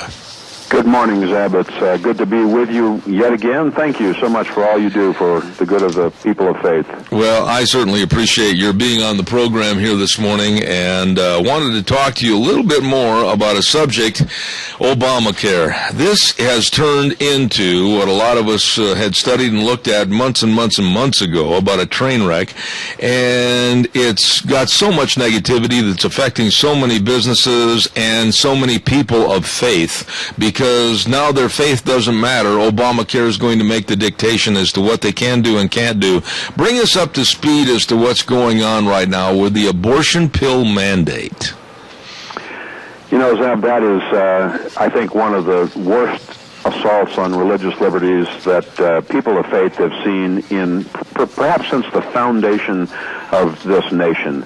President Obama, Obamacare, and the Health and Human Services Department are forcing people of faith, actually all citizens of this country, to violate deeply held religious beliefs or pay crippling fines by requiring those organizations, both for-profit and religious not-for-profits, to cover contraceptives and abortion-inducing drugs and devices and all the education that goes along with it as a part of a health insurance plan that both for-profit and not-for-profit organizations provide to their employees. This has resulted in over 70 lawsuits around the country, and quite honestly, we are very much winning this battle throughout the court systems. Right now, there are 35 for-profit plaintiffs that have obtained injunctions against the HHS abortion pill mandate, including our friends here in Colorado, Hercules Industries, run by the Newland family, Cherry Creek Mortgage Corporation, run by the Armstrong family, and a senior residential center organization run by Steve Briscoe. And there'll be more to come throughout the country. Right now, this case is headed for the United States Supreme Court. The case involving Hobby Lobby that was ruled on by the 10th Circuit a month or so ago has been appealed by the Solicitor General of the United States. And at the same time, an ADF case out of the 3rd Circuit, Conestoga Wood Company. Some people of faith in that area of the country have, through ADF, appealed to the United States Supreme Court. We haven't heard that the Supreme Court has taken either of these cases, but I expect that they will, and it will. I think sometime during the next 6 months we'll see a decision, at least with regard to for-profit corporations, and in due course for religious nonprofits as well. Michael, I want you to correct me if I'm wrong in the following statement, and I'm going to ad-lib this to the point where I hope I don't step on my toe, but when Obamacare was under scrutiny by the United States Supreme Court, and when John Roberts passed the vote that said, yep, we're going to let it sail through, personally, I was offended at that point. I didn't think they really understood the negativities that would befall the American public. But from that juncture, Obama and his administration have made 19 amendments to Obamacare. So when they have made those amendments to the original Obamacare that was passed by the Supreme Court, which I think is illegal, we're not getting the product that the Supreme Court said yes to the American public. Shouldn't this thing all go back for a review by the Supreme Court under what they changed after the Supreme Court passed it? Well, that's an excellent point, Zab, and quite honestly, I don't know that we'll ever know all the details of why Chief Justice Roberts voted as he did. There were 4 members of the Supreme Court that were prepared to strike down Obamacare as an unconstitutional exercise of the Commerce Clause, which was the basis for the enactment of the statute. Roberts, somewhat at the last moment, from all reports, decided that he was not going to go along with those 4 justices who voted to strike down the case, and indeed upheld Obamacare not as an exercise of the Commerce Clause, but as an exercise of the taxing power of the United States. And so his decision kept Obamacare as a constitutional enactment by the Congress of the United States, something I think many of us very much doubt. Now, as you know, since that time, Obamacare has been fraught with difficulties in enactment and administration and in execution. And it is still among the most despised laws in the country. I think something in the area of 65% of the American people are now, by all polls, opposed to Obamacare. And there are efforts in the Congress, as we've all watched over the last couple of weeks, to defund and disenact, if you will, Obamacare. Seems that those efforts are failing because we have a president who acts beyond the rule of law without the separation of powers, making changes to laws that are not authorized by Congress, and we have a Senate led by a single person who thwarts the will of the people as represented by the House of Representatives. Bills get passed unanimously, 400-0, and the Senate refuses to take them up. This is a train wreck that is in process, and only time will tell how bad this train wreck will be for the United States of America and for job creators. People who are trying to do their best to create jobs for people are dissuaded from doing so because of the penalties of Obamacare and the HHS abortion pill mandate. You know, when you look at businesses like, correct me again if I'm wrong on some of the names, Hobby Lobby and then also Hercules Industries, etc., and then they're going to sue, I mean, that is, I'm sure, a big chance that they're taking in this lawsuit. A lot of money, a lot of frustration, and a lot of time. Are these people willing to gamble right to the 11th hour before Cinderella turns into a pumpkin that they may lose this lawsuit? I mean, I don't trust the government. I certainly don't trust the Department of Justice and Eric Holder. What are your thoughts about these lawsuits against Obama's administration? Well, I want to first of all say that you're right on with the comments that you've just expressed. I am a former Justice Department employee, and I'm embarrassed by what I see by this current Justice Department. It is the most political Justice Department I have ever seen in the history of this country. That said, I want to also commend for their bravery people like the Newland family, the owners of Hercules. They were the first company out of the box to file a complaint against the HHS mandate. That took a tremendous amount of courage. And they were not quite sure how that would play out, either among their employees, among their suppliers, and others that relate to their business, or just exactly what. The truth is that everybody has been almost unanimously supportive of the Newland family and of Hercules, and of course they were able to get the very first injunction against the HHS mandate. Now, since that time, other people have stepped forward, but every one of them has stepped forward with a certain knowledge that this government and this administration has the capability of retaliating in a negative way against them for challenging the acts of this administration. All one needs to do is look at the Internal Revenue Service investigation of the conservative organizations, the Tea Party organizations over the last several years. That is an embarrassment. That is a crime. A president was impeached over those kinds of issues some decades ago. And yet that is the sort of Chicago-style politics, if you will, that seems to reign in this administration at this point in time of our history. I'm just praying that God rescues America from the tyranny that I think we're currently seeing. I don't think it's unfair of me to say that we could use an analogy from prior to World War II with Adolf Hitler and then the Gestapo tactics of Germany, that you will denounce your faith, you will follow along with the government mandates in full, or we will absolutely ruin your business. Isn't that exactly what's happening today? Well, that's what the Obama administration, I think, seeks to foist on the American public. The Obama administration has this peculiar view of the First Amendment free exercise clause. We are guaranteed by the First Amendment to our Constitution the first and most important liberty in the land to freely exercise our religion. Now, the exercise of religion implies action. It implies that you can and should be able to take your faith into the marketplace, into your business, into the public square, into public policy. It should influence and persuade and guide all of your actions if you are true to your faith. But the Obama administration has this view that, well, we are okay with what they call freedom of worship, which means to them that you can exercise your faith in the four walls of your home, in the four walls of your church or synagogue, but don't think that you can take your faith into the public square or into the marketplace. That is not something that the Obama administration supports, and in fact is trying to quash it through such things as this abortion pill mandate. Michael, I tell you what, I can't tell you how much I appreciate you and others with Alliance Defending Freedom standing up and fighting for us and fighting for common sense. Please tell our listeners how they can follow along with Alliance Defending Freedom. Well, ADF is a ministry-supported organization, and we very much appreciate the prayers of all people around this country for the organization and for the people that make up our organization. We are in a war, a battle of values, and I think we are winning this war, especially in this HHS abortion pill mandate.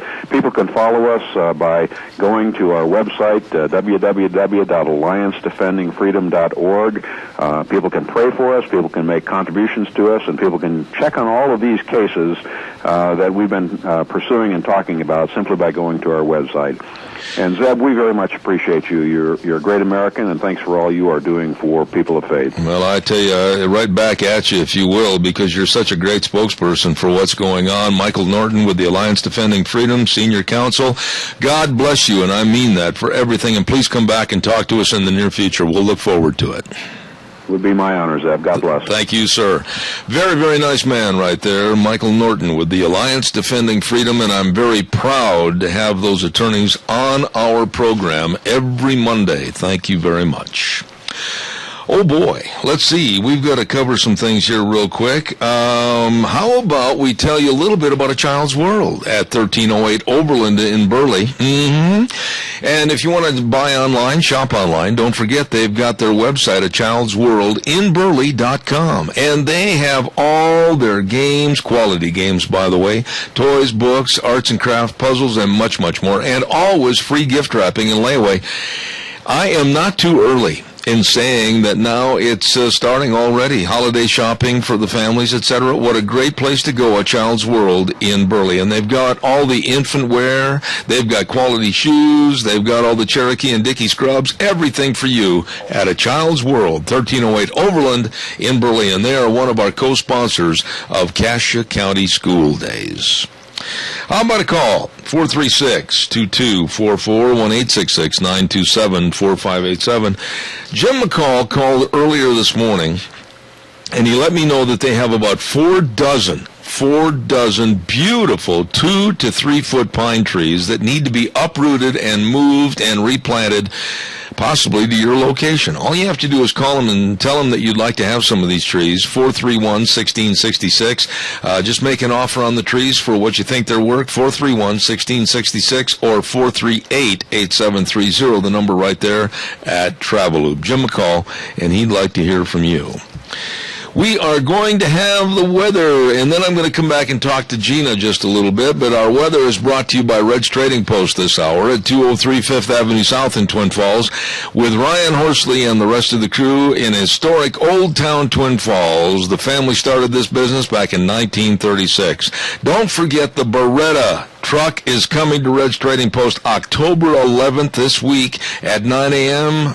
to 5 p.m., and they're going to be there and answering all your questions. Great deals on the truck, and you can register to win prizes and meet the Beretta representatives right there at Red's Trading Post, 203 5th Avenue South in Twin Falls. But right now, here is Michael Rogers with the weather. Hey everybody, Michael Rogers from MichaelRogersWeather.com. Start of a brand spanking new week of you, me, and we got some weather action this week. In other words, you're going to see sun, you're going to see sunny clouds, you're going to see rain, and you're going to go back to sunny clouds and sun. So starting off today, sunny 72 for the high, 43 for the overnight low. That will continue into tomorrow. Tomorrow night, look for rain going into Wednesday. Enjoy the day, enjoy the weather. It's the only weather you got. There you go. MichaelRogersWeather.com, brought to you by Red's Trading Post, 203 5th Avenue South in Twin Falls. Gina Jameson, how are you? Mr. Zeb Bell, I'm doing okay. It's Monday, you know. Haven't had a chance to really visit with you too much. I know. I was doing some research on weird, different, and not so nice stories over the weekend that are happening in the United States. Have you bought toys lately for your son? I bought him some monster trucks not that long ago. Monster trucks? You mean like not monster, but like big trucks? Yeah, well, they were like monster truck style trucks, but they were only like 3 inches. They were just the smaller ones. Well, I want to tell you that I was absolutely shocked at the disgusting, and I want to use that word and find out what you as a young mom think for your son Kennedy, the very disgusting toys that are coming out on the market, especially now close to Christmas season, that, and audience, if you have little children in the house, maybe you want to move them to another room, I'll give you a chance right now to kind of shuttle them off, if you will. I don't like some of these words, but I'm going to be very, very blunt because that's how it came out in the USA Today newspaper, so I'm not saying anything on my own. It was actually written this way. These toys, Gina, actually burp, fart, and poo-poo for the holidays. Okay, well, let me just say this. I would probably never buy one of those kind of toys for my son. But I remember growing up, and we had this little doll that you could feed, and I don't remember the name of the doll. Yeah. And I could feed it, and then whatever I fed in came out. And so I remember that as a kid, and I actually had one. My parents bought me one, I think, eons ago. So it's kind of a realistic type toy, but I haven't seen any of the new ones. Well, here, let me give you an example of some of these, and I just hope that the audience will not buy these toys, and maybe the toy makers like Toys R Us and others will get the message. Okay. They've got one that is a Toys R Us Monster 500 vehicle, including a toilet-sitting crocodile. A toilet-sitting crocodile? Yeah, it's really something. It's so stupid. And then they've got a moose toy that farts and burps and makes 30 other repulsive noises. Why? Well, I don't know, but these are toys for little children. Then they have this. I'm not even going to mention this one on my program. I'm too high class for that one. Okay. They have a piano that passes gas.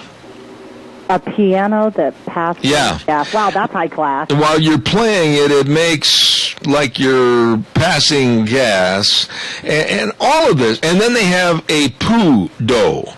They pretend that it's you-know-what out in the barnyard, and it's supposed to smell like the real thing. Okay, that's taking it too far. I'm telling you, this is how our society is getting so sick, and the only reason I'm mentioning this, honestly, is because as a grandfather, I can't imagine how low we have gone in selling toys, which are not toys. To me, this is just common garbage, to our kids. What could there be of any value to these kind of toys? There are no values, and truly, if you want to get all political about this, and I'll throw this out there, it's all about dumbing down the American public. And so how true. If you put out the fart jokes, and if you put out all of these things to the younger generation, well, they're going to think that it's funny, and, if you have that kind of humor, yes, it is funny, but is that really what you want to be teaching your children at such a young age? I can't imagine. This to me, and I know I'm 66, and you think I'm so old that I have maybe perhaps a lack of mentality for what's going on in today's age, but this is so low-class and so gross and disgusting, I can't imagine why these major toy makers would want to lower their standards to put out a product as dumb and repulsive as this. Well, they think that it, number one, will sell, that the parents are going to find some humor in it, so they're going to be passing that along to their children. I think that parents, like myself, are a little bit smarter than that, and we don't want to be teaching our children these things. So will I buy those toys? No, I choose to buy my son, either something that's activity-based, football, baseball, basketball, things like that, or educational-based. What could none of these toys fall into either category that you just mentioned? So then they will figure out that it's not going to sell. I hope that people don't buy these kind of toys for their little ones. Now, if you've got a teenager or something like that, I still probably wouldn't even buy it. That for me is adult kind of humor that kids should not be learning at this point in time. Well, and a guy by the name of Ira Hernovitz, now there's a name for you.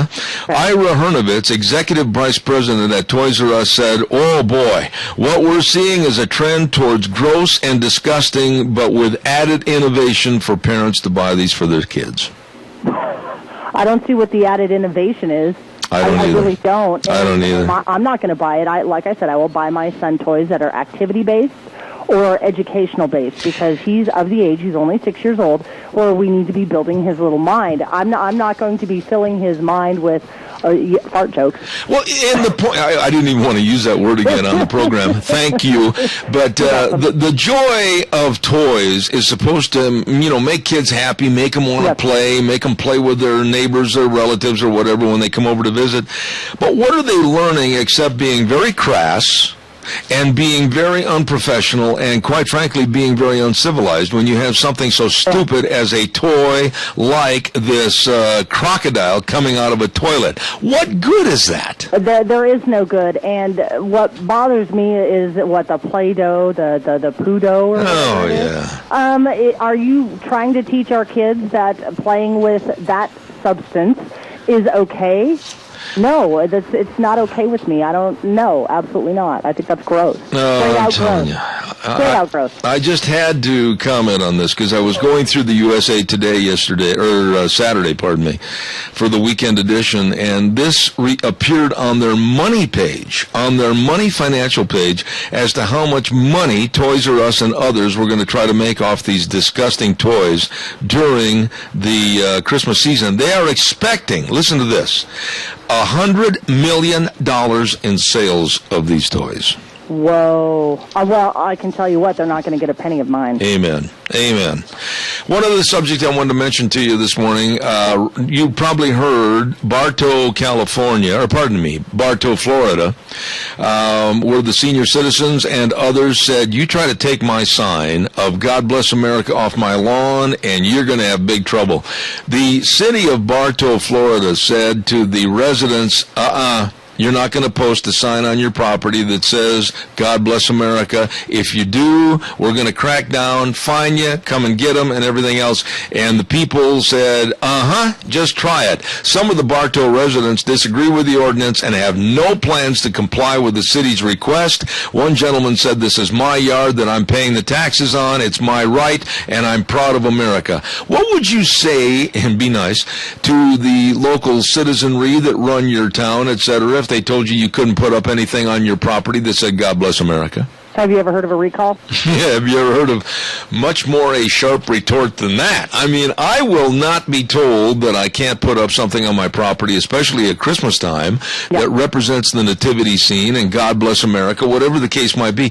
That's what it's coming to, Gina. Little by little, they're trying to tell everybody what to do or not to do on private property. Private property and, religious tolerance. And if I want to put up something that says God bless America, then that's my choice because I have the right to free speech. So you can't stop me. I can't imagine why more people aren't outraged because we're seeing this more and more every day. Thanks to my lovely bride, we go through different websites of all the absolutely stupidity that's going on with regulations and rules from various cities, various states, and the nation with Obama, etc.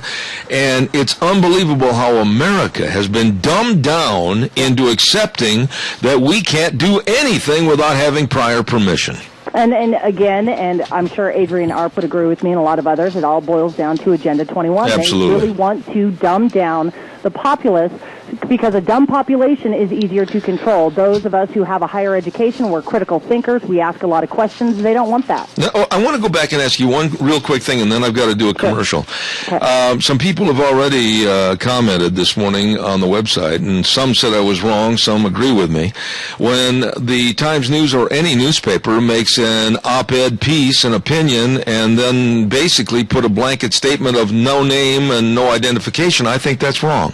I think they should have the same rules applied to them that we do when we write a letter to the editor. They want to know the name, they want to verify the name and the address before they print it. Then if they're going to put trash in there like they did on this op-ed piece on Sunday, why then can't we, the listeners, also find out who's responsible so that we can call them, ask them, like in this case, to come on this program and defend their points? Well, an op-ed piece, it should always have an author. It should always have listed who it was the writer, who is the journalist, who is the editorialist who put out that particular piece of work. And so if I wrote something to the newspaper and they took out my name, I would honestly be offended. Now, that's just me being a journalist. I don't think that anything should be printed without the name. And I agree with you. That's just me. To me, it's hiding, and I said this last hour, it's hiding behind a pen. It is hiding behind a pen. And you know what? If your opinions are so strong that you want to put these in the newspaper, fine, so be it. But let the readership know who you are. Absolutely. I'm glad to hear you say that. Thank you, Gina. I appreciate it. Don't forget Perkins Restaurant and Bakery at 800 North Overland in Burley. And boy, they had a great idea the other day. They make so many wonderful, delicious, absolutely fantabulous pies in that bakery that maybe you're a school that's going to have a fundraiser. Well, get some of those great pies, and boy, will you generate some income. Oh, my goodness, buy those pies from Perkins. Absolutely phenomenal idea. How about the Neapolitan silk pie? 3 layers of delicious. Or how about the raspberry pies? Or one of my favorites, the strawberry pies. And then they've got those cream mammoth muffins. Oh, they're great. Perkins Restaurant and Bakery, 800 North Overland in Burley. And they are our new sponsor for Zeb's Lunch Bunch. And our next lunch bunch will be coming up on October 24th at Perkins. Don't forget that. We are going to be taking a break for a couple of minutes, and by the way, major snowstorms hit some areas of the United States like Wyoming, Nebraska, and South Dakota, and if you didn't hear about this, some of those areas had over 4 feet of snow. Boy, this global warming is getting tough, isn't it? We're going to take a break and be back in about 6 minutes. Zeb at the Ranch, don't go away.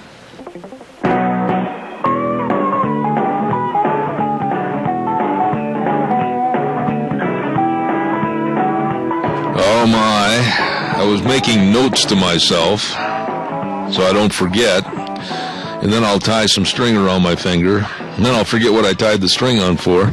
Anyhow, welcome back. Hour number 3, Zeb at the Ranch, brought to you by our major sponsor, your Magic Valley Les Schwab Tire Centers, all 7 locations serving you, along with some of our great advertisers, and they include Lee's Furniture, Floors, and More at 459 Overland and Burley, and our friends at Western Waste Services, always at your disposal. Get on the route service today, 734-6969. Let's not forget, too, Ramsey Heating and Electric offering rebates on qualified Lennox home comfort systems. Whether it's a gas furnace, air conditioner, or a heat pump, you and your family will enjoy the comfort. Call them at 678-0459 and learn how Ramsey Heating and Electric can save you money. At Ramsey's, of course, they provide warm winters and cool summers. Absolutely. Oh, and let's see, what else was I going to tell you real fast? Sportsman's Warehouse, don't forget, we talked about them a little earlier.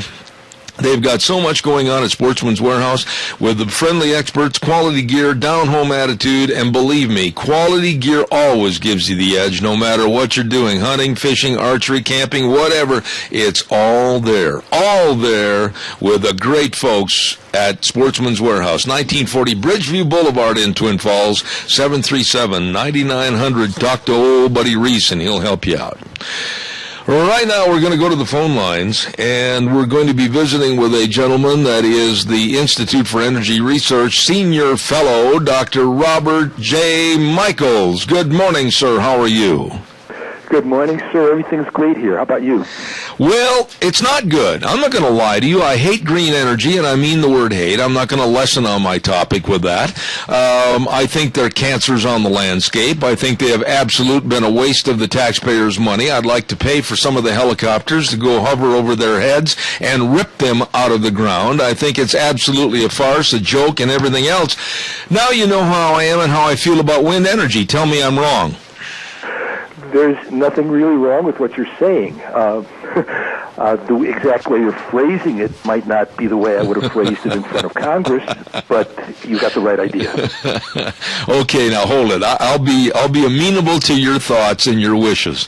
What would you have said to Congress? I'm sure you would have floured it up, put a little seasoning in there, baked it at 350, and then served it up so it's palatable. I'm not like that. I don't like wind energy. I used to live in Washington. I have to do that, but I fully understand it. There's very little to be said for wind energy. Wind energy is not just ugly on the landscape. Wind energy is expensive. Wind energy makes the electrical system unreliable. What more do you want? Let me ask you a question. Are you going to be offended if I call you Dr. Bob? I don't like to be mistaken for lots of other professions that call themselves doctor, but go ahead. All right. Why were we duped, and how were we duped as a public to accept this nonsense and pay for it and lose this kind of money? There was once a time when everybody believed that the world was running out of energy. There's still people who are very worried about the planet warming up, and somehow these windmills are going to stop a catastrophe from happening. And I'm on the radio. By and large, this carries a lot of resonance in Washington. And from there, it's easy enough to see that our taxes went there, and there was that pile of money to spend on somebody, and they bought their votes with it. Okay, but that still doesn't tell me how our paid employees, our congressmen and our senators, how did they get duped into this? How did they go along with this? Who really promoted this package? And I got to hire them for my business because I think they could sell snow to an Eskimo. How come we bought into this hook, line, and sinker? We bought into it because there's a tremendous amount of media pressure involving the environment, involving climate change issues. The reality of it is very different, but whatever the reality is now, the politics don't change. You've got a small group of rather influential people. They own rights to a technology that happens to be very, very good for them in terms of their incomes. And really, it's probably not going to go away until a few more Congress people really understand what's going on. The difficulty is you've got lots and lots of people in Congress who have wind farms in their districts, and they don't. They know where their campaign contributions come from. Bob, the American Wind Energy Association is, as best I can tell, just one of the most effective lobbies in Washington. Mm-hmm. They're really good if you like those kinds of people. Are you seeing an influx, an increase in people leaning towards more of our money, your money, my money, everybody's money, going to this idiocy? Is there more people that are buying into this program? Are there more people that are saying, oh, we got to jump on the wind energy bandwagon because this is what's going to be the future power? Are they buying into this? Fewer and fewer people are now that they see what the things look like and now that they're learning what these things do to their electric bills. I think that there is some resistance, but you've got to remember the thing I was testifying at in Congress last week, the wind energy production tax credit, that's been there for 21 years. It was originally enacted back when wind power produced less than 0.1% of all America's electricity, and it was to get that industry off the ground. The problem is that it had a lifespan of 4 years, and it's since been renewed and renewed and renewed. The question right now is it going to be renewed for a sixth time? 21 years, old enough to vote. Mm-hmm. I look at solar and I look at wind power as just absolutely horrendous disgrace against the American taxpayer. And last week, Obama's energy secretary said, oh, well, the losing of the money for Solyndra, that was great because it showed us what more paths to walk down and how better we can increase the wind and solar industry. Are we nuts as Americans for buying into that kind of verbiage? Last time I lost that kind of money, I had to answer to my wife for it. These people don't have to answer to too many people. It's going to stay with us. There are some very, very niche uses for wind. For instance, down where I am, for solar. And down where I am, you can actually use solar for some practical purposes. On the scales that they're talking about building it, though, it's not going to work almost anywhere else. I just happen to live on the edge of the desert.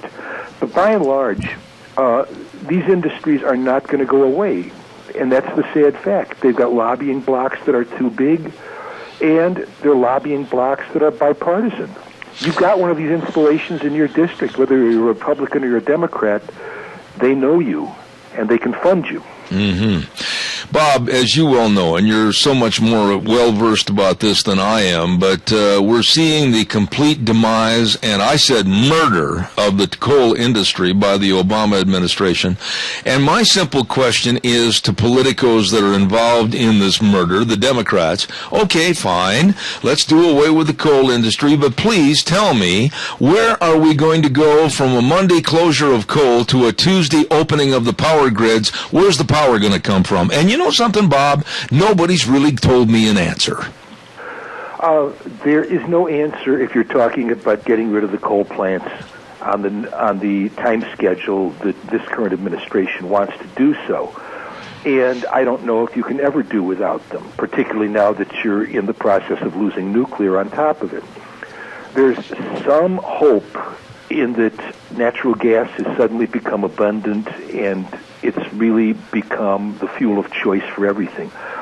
That's going to last until somebody figures out a way to control the extraction of natural gas from shale deposits.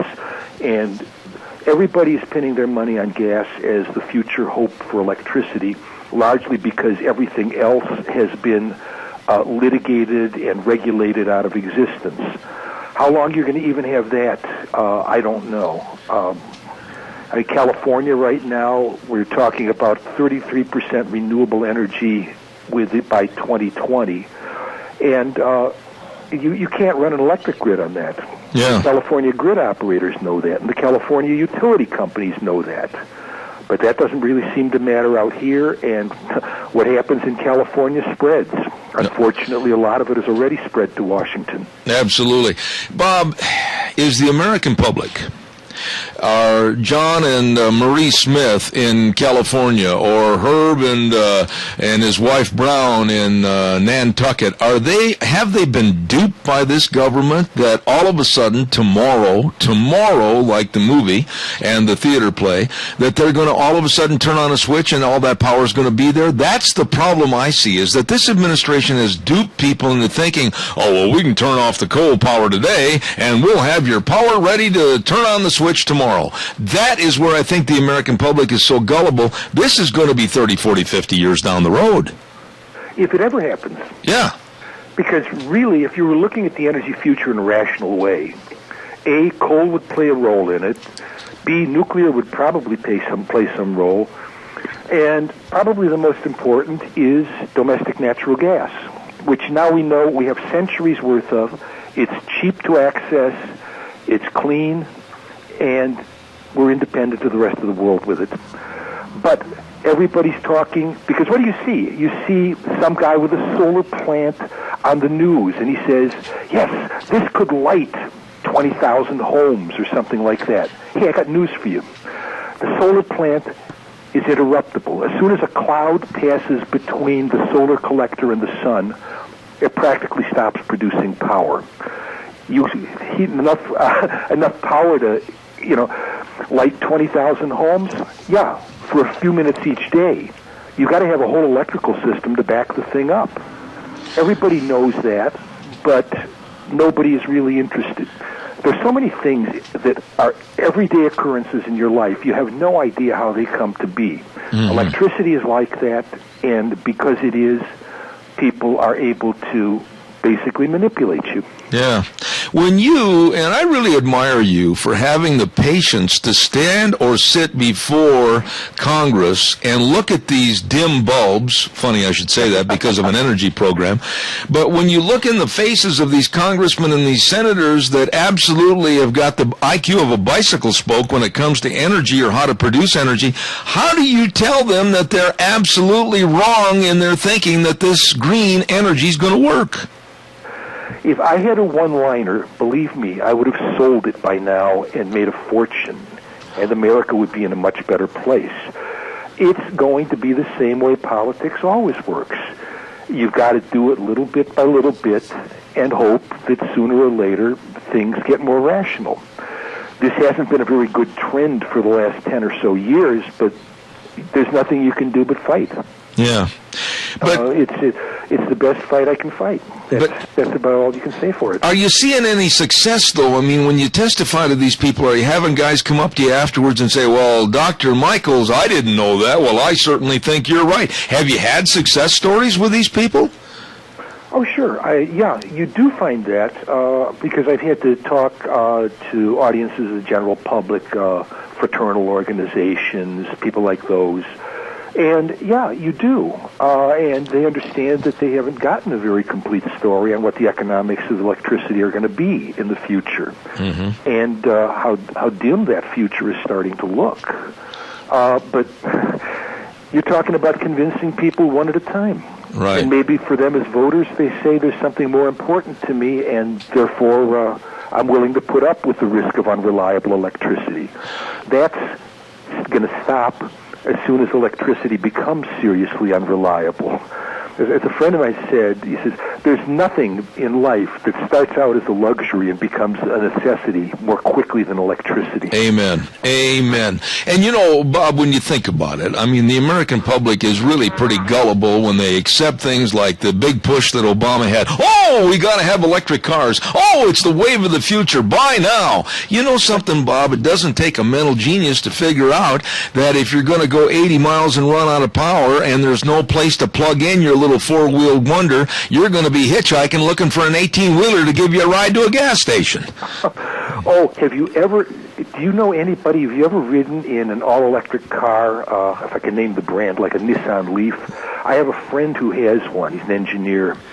And when that electric meter in the car starts going low, there's all sorts of emergency things you have to do in order to keep the thing going long enough to get you home. Oh, my. Not just turn off the air conditioner, which comes automatically, but basically run about 20 miles an hour for as long as you can until you can find a charging station. Oh, my. Even here in this densely populated area that I live in, they're few and far between. Absolutely.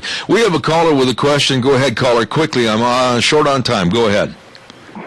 Yeah, this is a very interesting conversation. I know here in Idaho that Idaho Power has to buy the wind-generated power at 10 cents a kilowatt hour when they can generate it for 3 cents a kilowatt hour. And all the wind power, I know, has to be backed up by some sort of other power. And I wonder what the backup system is. This guy, I'd like to know because he's obviously very sharp.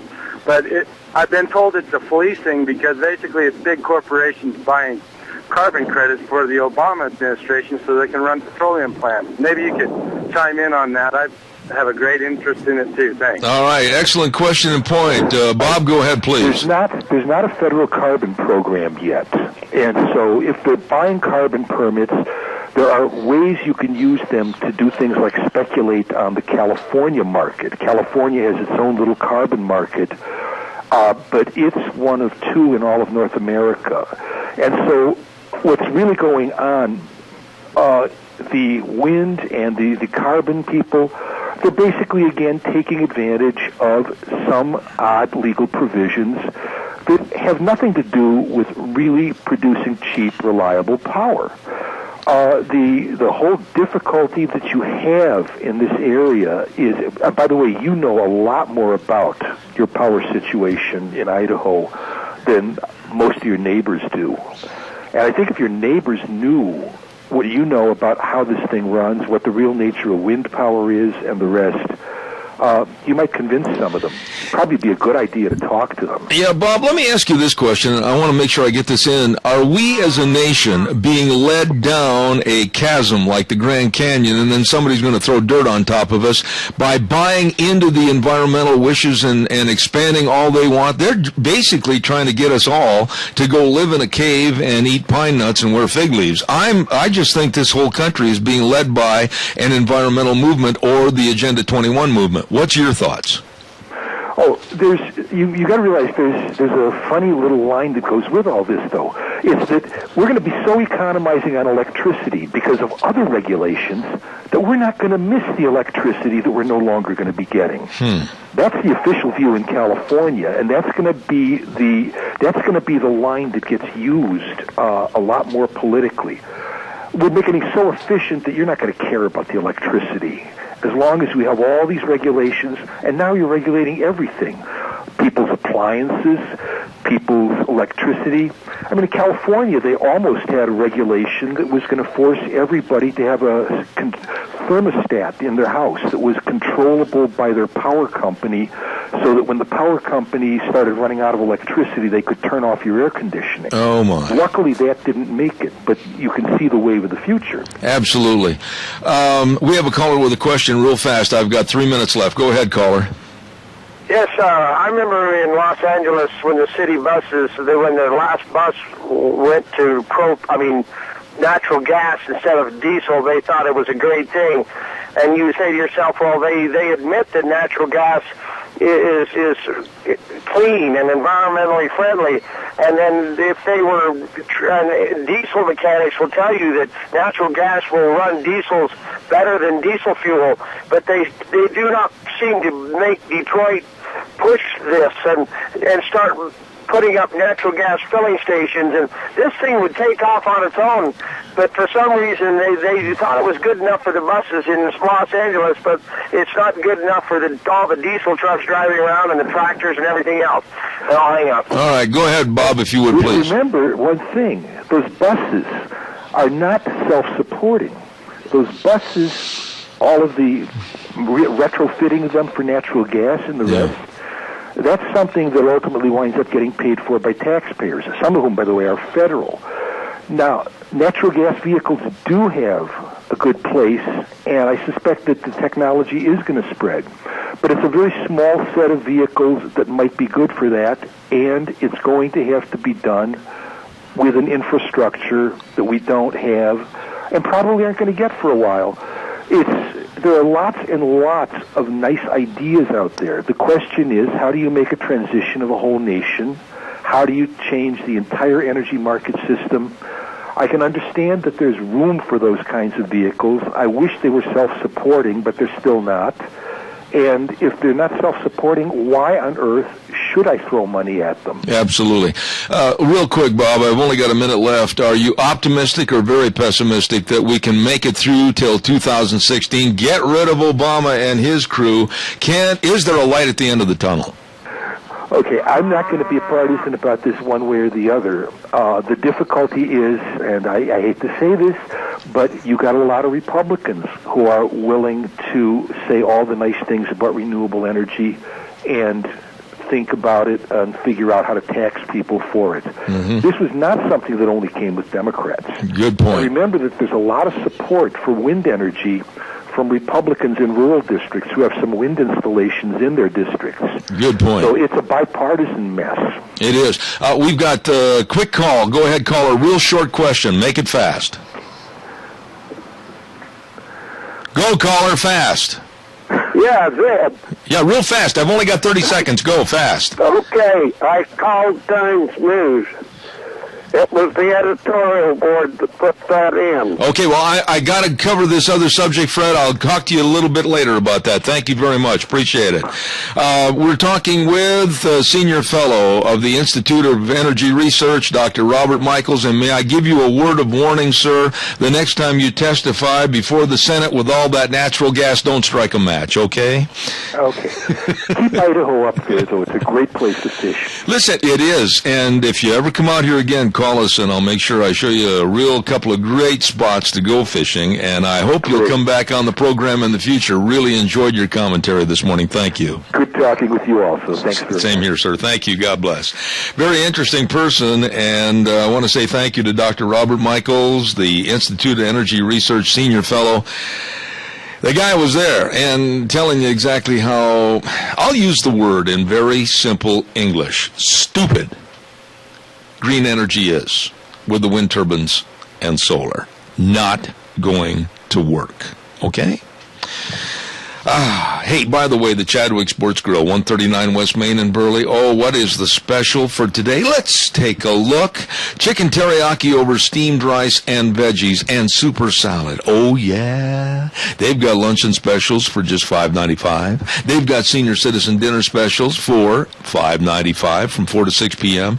What a great menu. And I'll tell you something, folks. I had the Philly cheesesteak there the other night. Oh, man, I love that.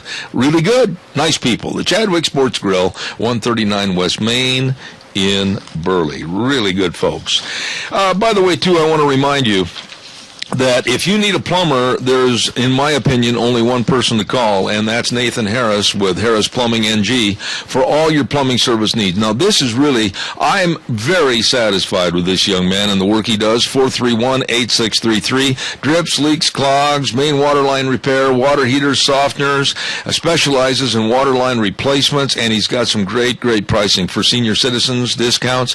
24/7, Nathan can serve you. Harris Plumbing NG. Call him. One call does it all. 431-8633.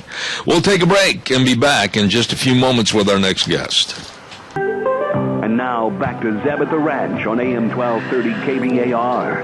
To reach Zeb, call 436-2244 or toll free 1-866-927-4587. And now, here is Zeb Bell. Thank you very much. Hey, don't forget, if you haven't signed up for Cow Pies and Coffee Cups, my weekly newsletter and blog, you better do so. Go to zebbell.com and give us your address so that you can start receiving, or you can let me know. Go to my website, Zeb Bell, Zeb at the Ranch at hotmail.com. Send me an email with your address and we'll take care of it. This week we want to say thank you to Ramsey Heating and Electric for helping us with our prizes, along with 2 personalized Zeb at the Ranch steak knives and some handmade, handcrafted a pen set for men and women. And we thank everybody for being involved with our prizes for this week.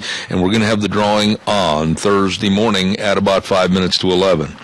Right now, we're going to go to the phone lines, and we're going to say good morning to Mr. Indianapolis Colts, big fan, Dave Vigo. Good morning, Dave.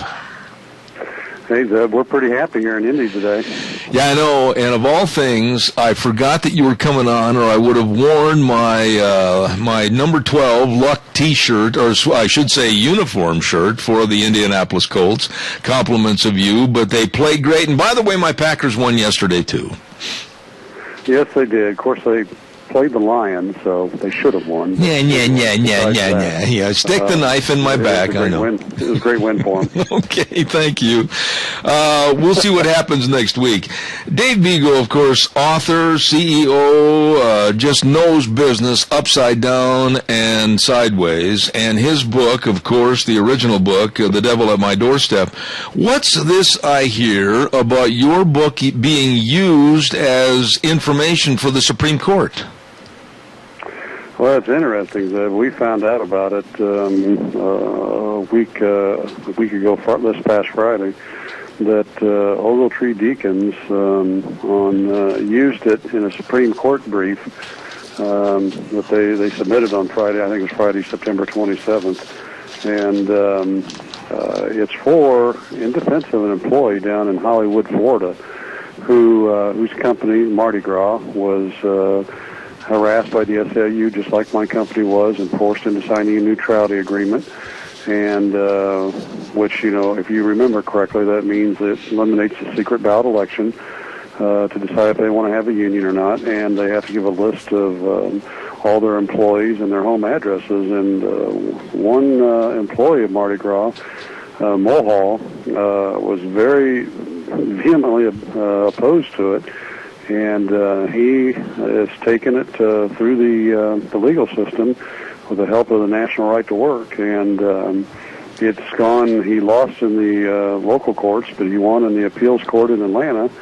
And so it's going to the Supreme Court now. Mm-hmm. And this could be very, very interesting, and it could be pivotal in what happens with unions and their organizing ability in the future. Absolutely. Your thoughts, what do you think is going to happen as far as this being used in the future, and also the unions? I mean, where are they at right now? The FFL-CIO, the thuggery, the promoting their product with the backyard taunts, etc. What are your thoughts? Well, I think that there's a good chance. I think the attorneys and everybody are split kind of 50-50 on where the Supreme Court will go on this. We're hoping my book and other information that the Ogletree and other people have submitted will kind of open the eyes of the Supreme Court of really what's going on. The devil on my doorstep, really chronicles what these corporate campaigns are all about and how onerous they are. And what they're really challenging is an old law, the Labor Management Relations Act, that says that, unions nor businesses can persuade each other or bribe each other monetarily or otherwise to enter into certain type of agreements to unionize people. And what this particular employee is saying is, it's not money, but it's otherwise, because down the road, if the unions do force unionize the people, well, then they get to pay back in dues and other things. And he's absolutely correct. And on the other side, the businesses, they get off the hook, and what they're getting from the union is they're not losing advertiser dollars or customer dollars, whatever it may be. And so I think if the Supreme Court really investigates this and reads this brief and the backup information like my book, I think there's a good chance it will be upheld, and big labor is going to have a huge problem in sustaining who they are. I think they're going to continue to decline, and I see some of them just going out of business. Mm-hmm. Dave, the number one word today is shutdown. And you, as a CEO, businessman, a very, very prosperous and successful businessman because of your diligence, what are your thoughts about where we are today? I'm looking at this, and I'll tell you up front, I'm looking at this as nothing more than a ploy by Obama to make people suffer and basically gain more control, that 7-letter word that he's so good at. And what about the shutdown from your vantage point leading up to the debt ceiling date of October 17th, and everybody's crying the blues, oh my goodness, we can't default, we can't do this. I don't think it's as bad as we say it's going to be. What are your thoughts?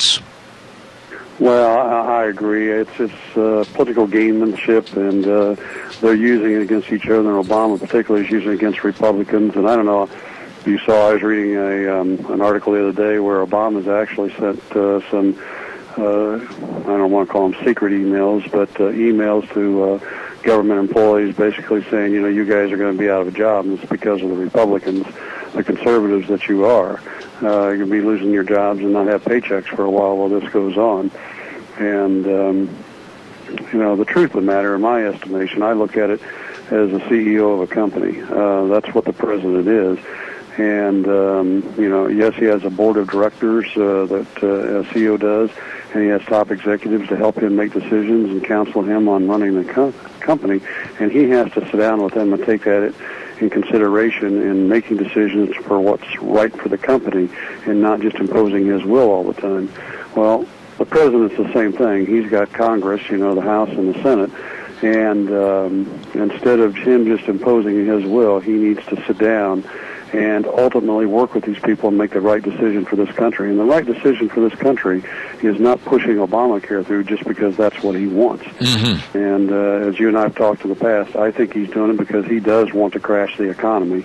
And that's ultimately what his game plan is. And leading up to this debt ceiling, I think two things. Number one is, by law, he can't let us default on our debts.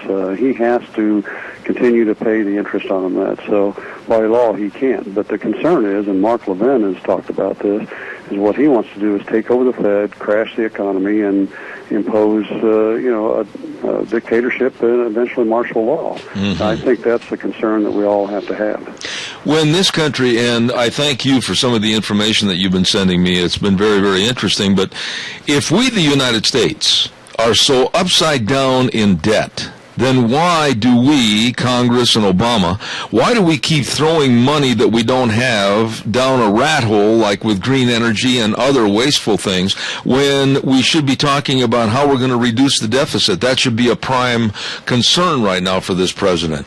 And all the money that we take in, I think it's roughly about $220 billion a month, and our expenditures for the interest on our debts and also paying Social Security is about $20 billion. We're not going to, on October 17th or even next month, we're not going to default, Dave, because we still have $220 billion in contracts coming in every month. How come they scare the American public the way they do? Well, it's all political gamemanship, and that's what I was talking about. You know, he can talk about this all he wants, but the truth is we're not going to default. He has to pay it by law. We have the money to pay it. Now, there's other things that are going to continue to pile up, obviously. But what we have, Zeb, and I've seen this in Washington because you know I've been there, is we have a political system that encourages people to continue to do handouts to the American people, whether it's through welfare or corporate welfare or whatever it is, and so that they can get reelected, stay in their cushy jobs, enjoy their life up in D.C. And I mean, you talk to people. You go to D.C., there's no recession in D.C. Zeb. Mm-hmm. You go there, the city's bustling, people are doing well, everything's busy.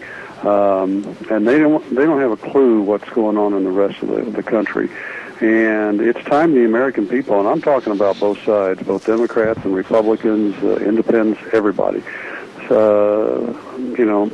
step up and wake up and realize that they aren't for us, the American people. They're for continuing their political power, and it's time that we stopped it. And we got politicians in there that say, here's what we're going to do for the American people. We're going to provide opportunity again. We're going to start rescinding laws and getting rid of the old laws and get this back to a small government that's for the people. Dave, I said earlier this morning I had a lawyer on my program with the Alliance Defending Freedom, and he agreed with me, and I want to get your response to this. I said earlier this morning that when the Supreme Court and John Roberts had the decisive vote to okay Obamacare, that was prior to Obama and his henchmen making changes 19 times with Obamacare itself. So in other words, the Supreme Court looked at one product, and then since then, Obama has amended it basically to help his cronies.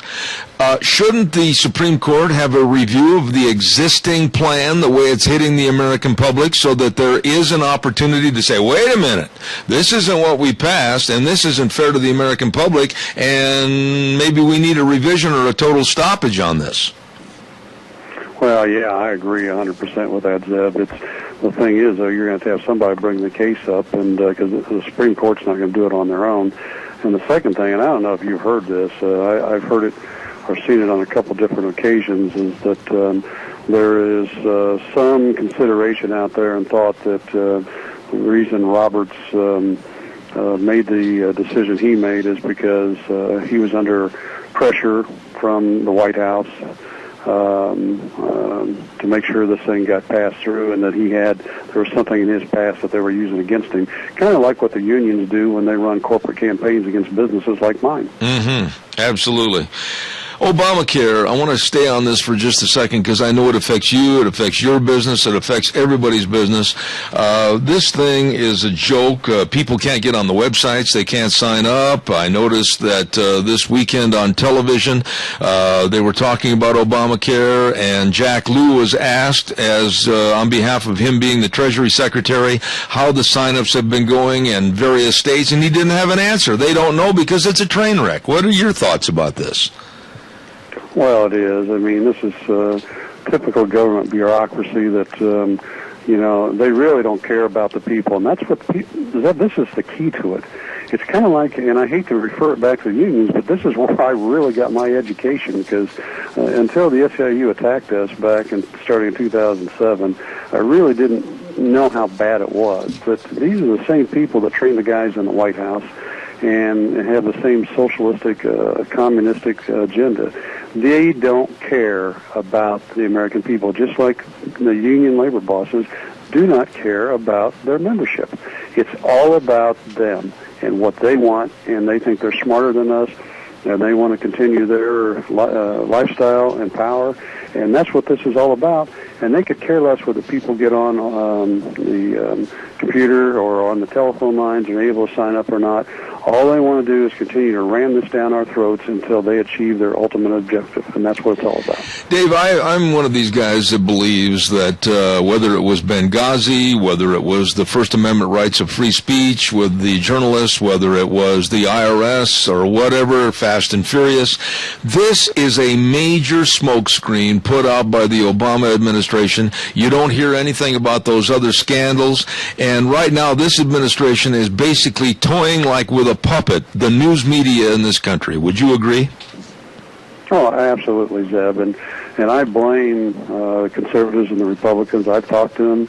I think I mentioned this before. I was in Washington several months ago and spoke at the Heritage Foundation about my book, and the night before I spoke to the Republican Whip Committee. And I told them then, you guys have to change your tactics and you have to go on the offensive. You have to put this administration and this president on the defensive. You go after him for everything he's done, whether it's Benghazi, the IRS, the NSA. You just go down the line and you keep presenting it to the American public. You try to impeach him.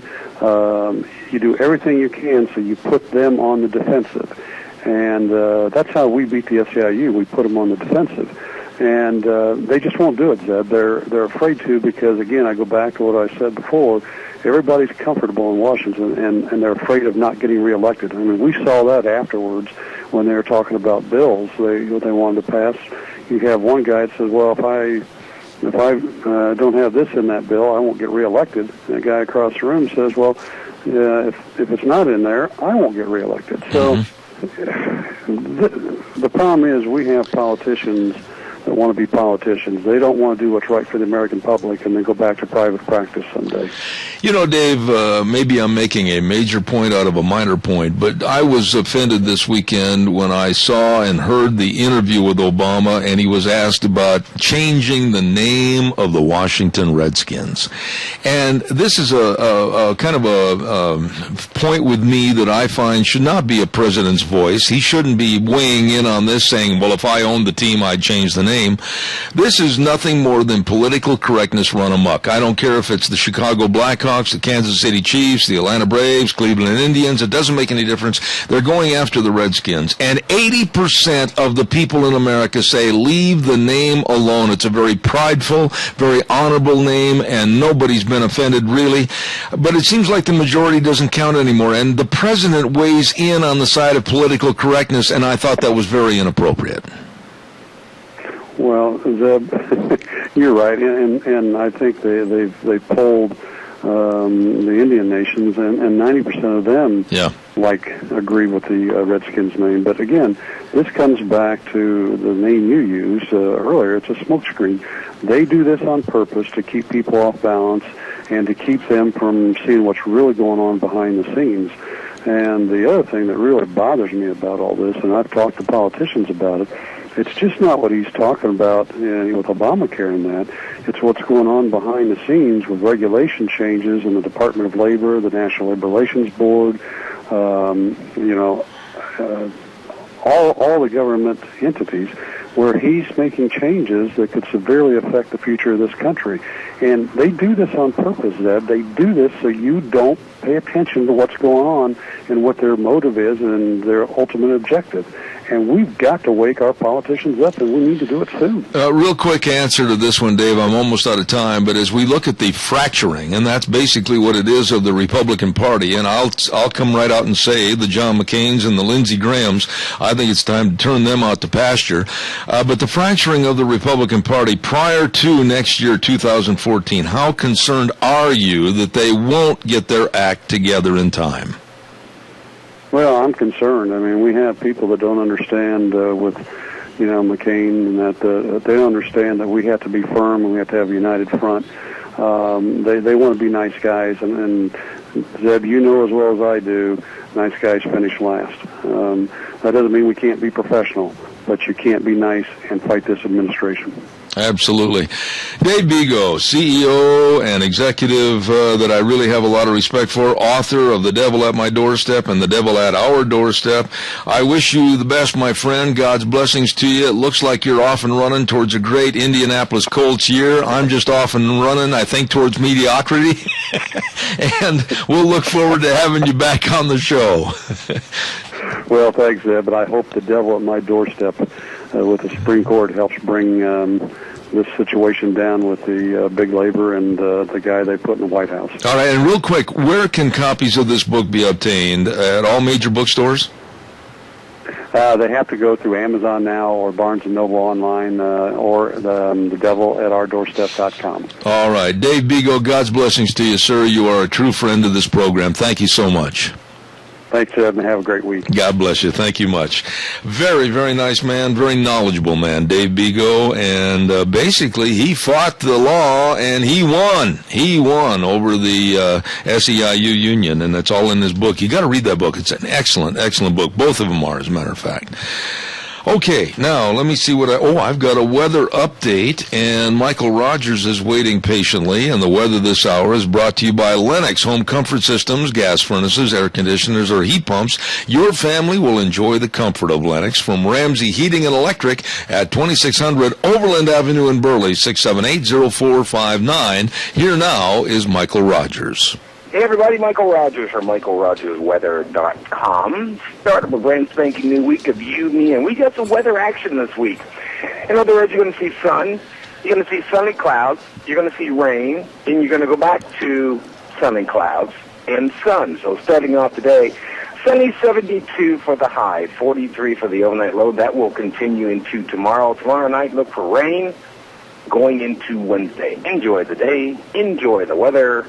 It's the only weather you got. Thank you, Michael. Brought to you this hour by Lennox Home Comfort Systems through Ramsey Heating and Electric at 2600 Overland Avenue in Burley, 678-0459.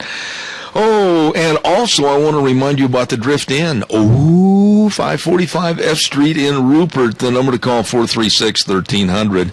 And they've got lunch from 11 a.m. to 5 p.m. Monday through Saturday with daily specials. And they've got dinner starting at 5 p.m. Monday through Saturday with nightly specials. And they've got banquet facilities. And it's just fantastic. And lodging upstairs. The Drift Inn. Great, great place. 545 F Street in Rupert. You stop over and see them today. Holy cow. Gina, what'd you do this weekend? Did you have a fun weekend? Let's see here. I worked all day Saturday, and then we went to a movie Saturday evening. What'd you see?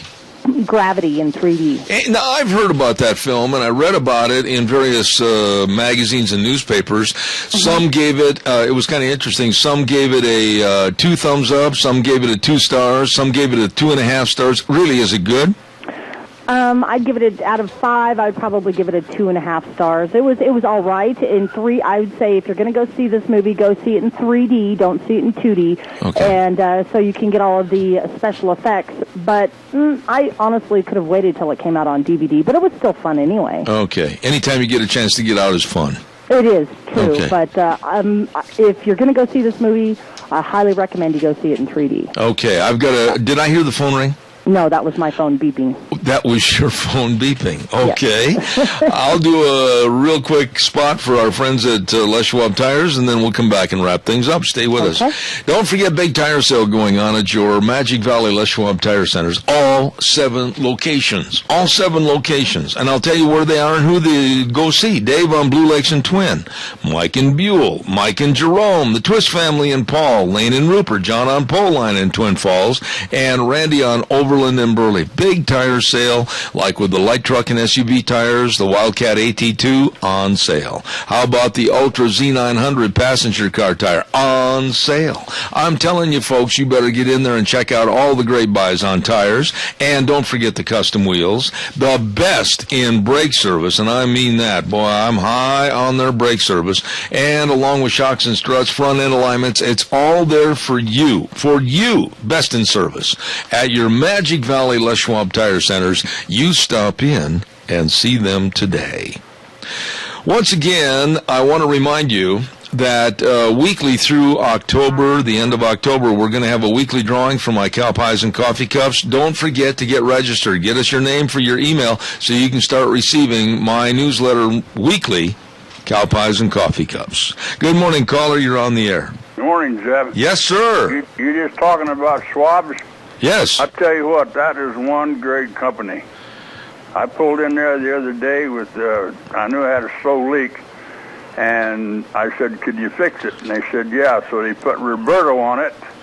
He took that puppy apart, and he found everything. He fixed it.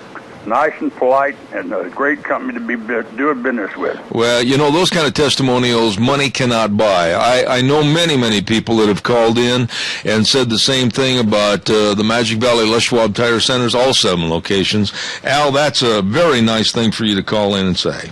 Roberto, he was clean and clean cut and just as polite as he could be, and I appreciated every bit of business I'm doing with Schwab. All right. Hey, by the way, I want to ask you real quick, how's Polly doing? She's doing a lot better, and it looks like I might be able to come bring her home maybe tomorrow. Oh, Let's wonderful. pray for it. Oh, well, believe me, there's no stoppage in those prayers because we think the world of Polly and you, and God's blessings to you, Al. Please, if you need any help, just let us know. The pain is going away. The nurses kicked me out of it, so Well, a lot of people kick you out of a lot of things, don't they? Yeah. God bless you. Thanks much. Let's take a look at tomorrow, Tuesday, on what we have scheduled so far. And, by the way, tomorrow is going to be outstanding. We're going to be talking Nicole Kading about the lack of sign-ups for Obamacare. That's going to be really interesting. And tomorrow there will not be a Dr. History segment. He had to leave town, so we're going to have that filled by someone else. And then at 10:30 tomorrow, we're going to have the very interesting Marita Noon. And she is, by all accounts, and I'm very high on this lady, one of the most and foremost energy authorities in the United States, talking about what's happening or not happening with our oil and gas reserves and why this government's doing to us what they're doing. It's going to be really interesting tomorrow, so don't miss a minute of it. Once again, be sure and sign up for the Cow Pies and Coffee Cups. Go to zebbell.com or send me an email at zeb@theranch@hotmail.com. We'll get you signed up, either or. That's it for today. We're going to put it back in the box for tomorrow. We'll start at 8:06 and ride the horse for 3 hours the way things were or the way things ought to be. Thanks, Gina. God bless everybody. See you tomorrow morning.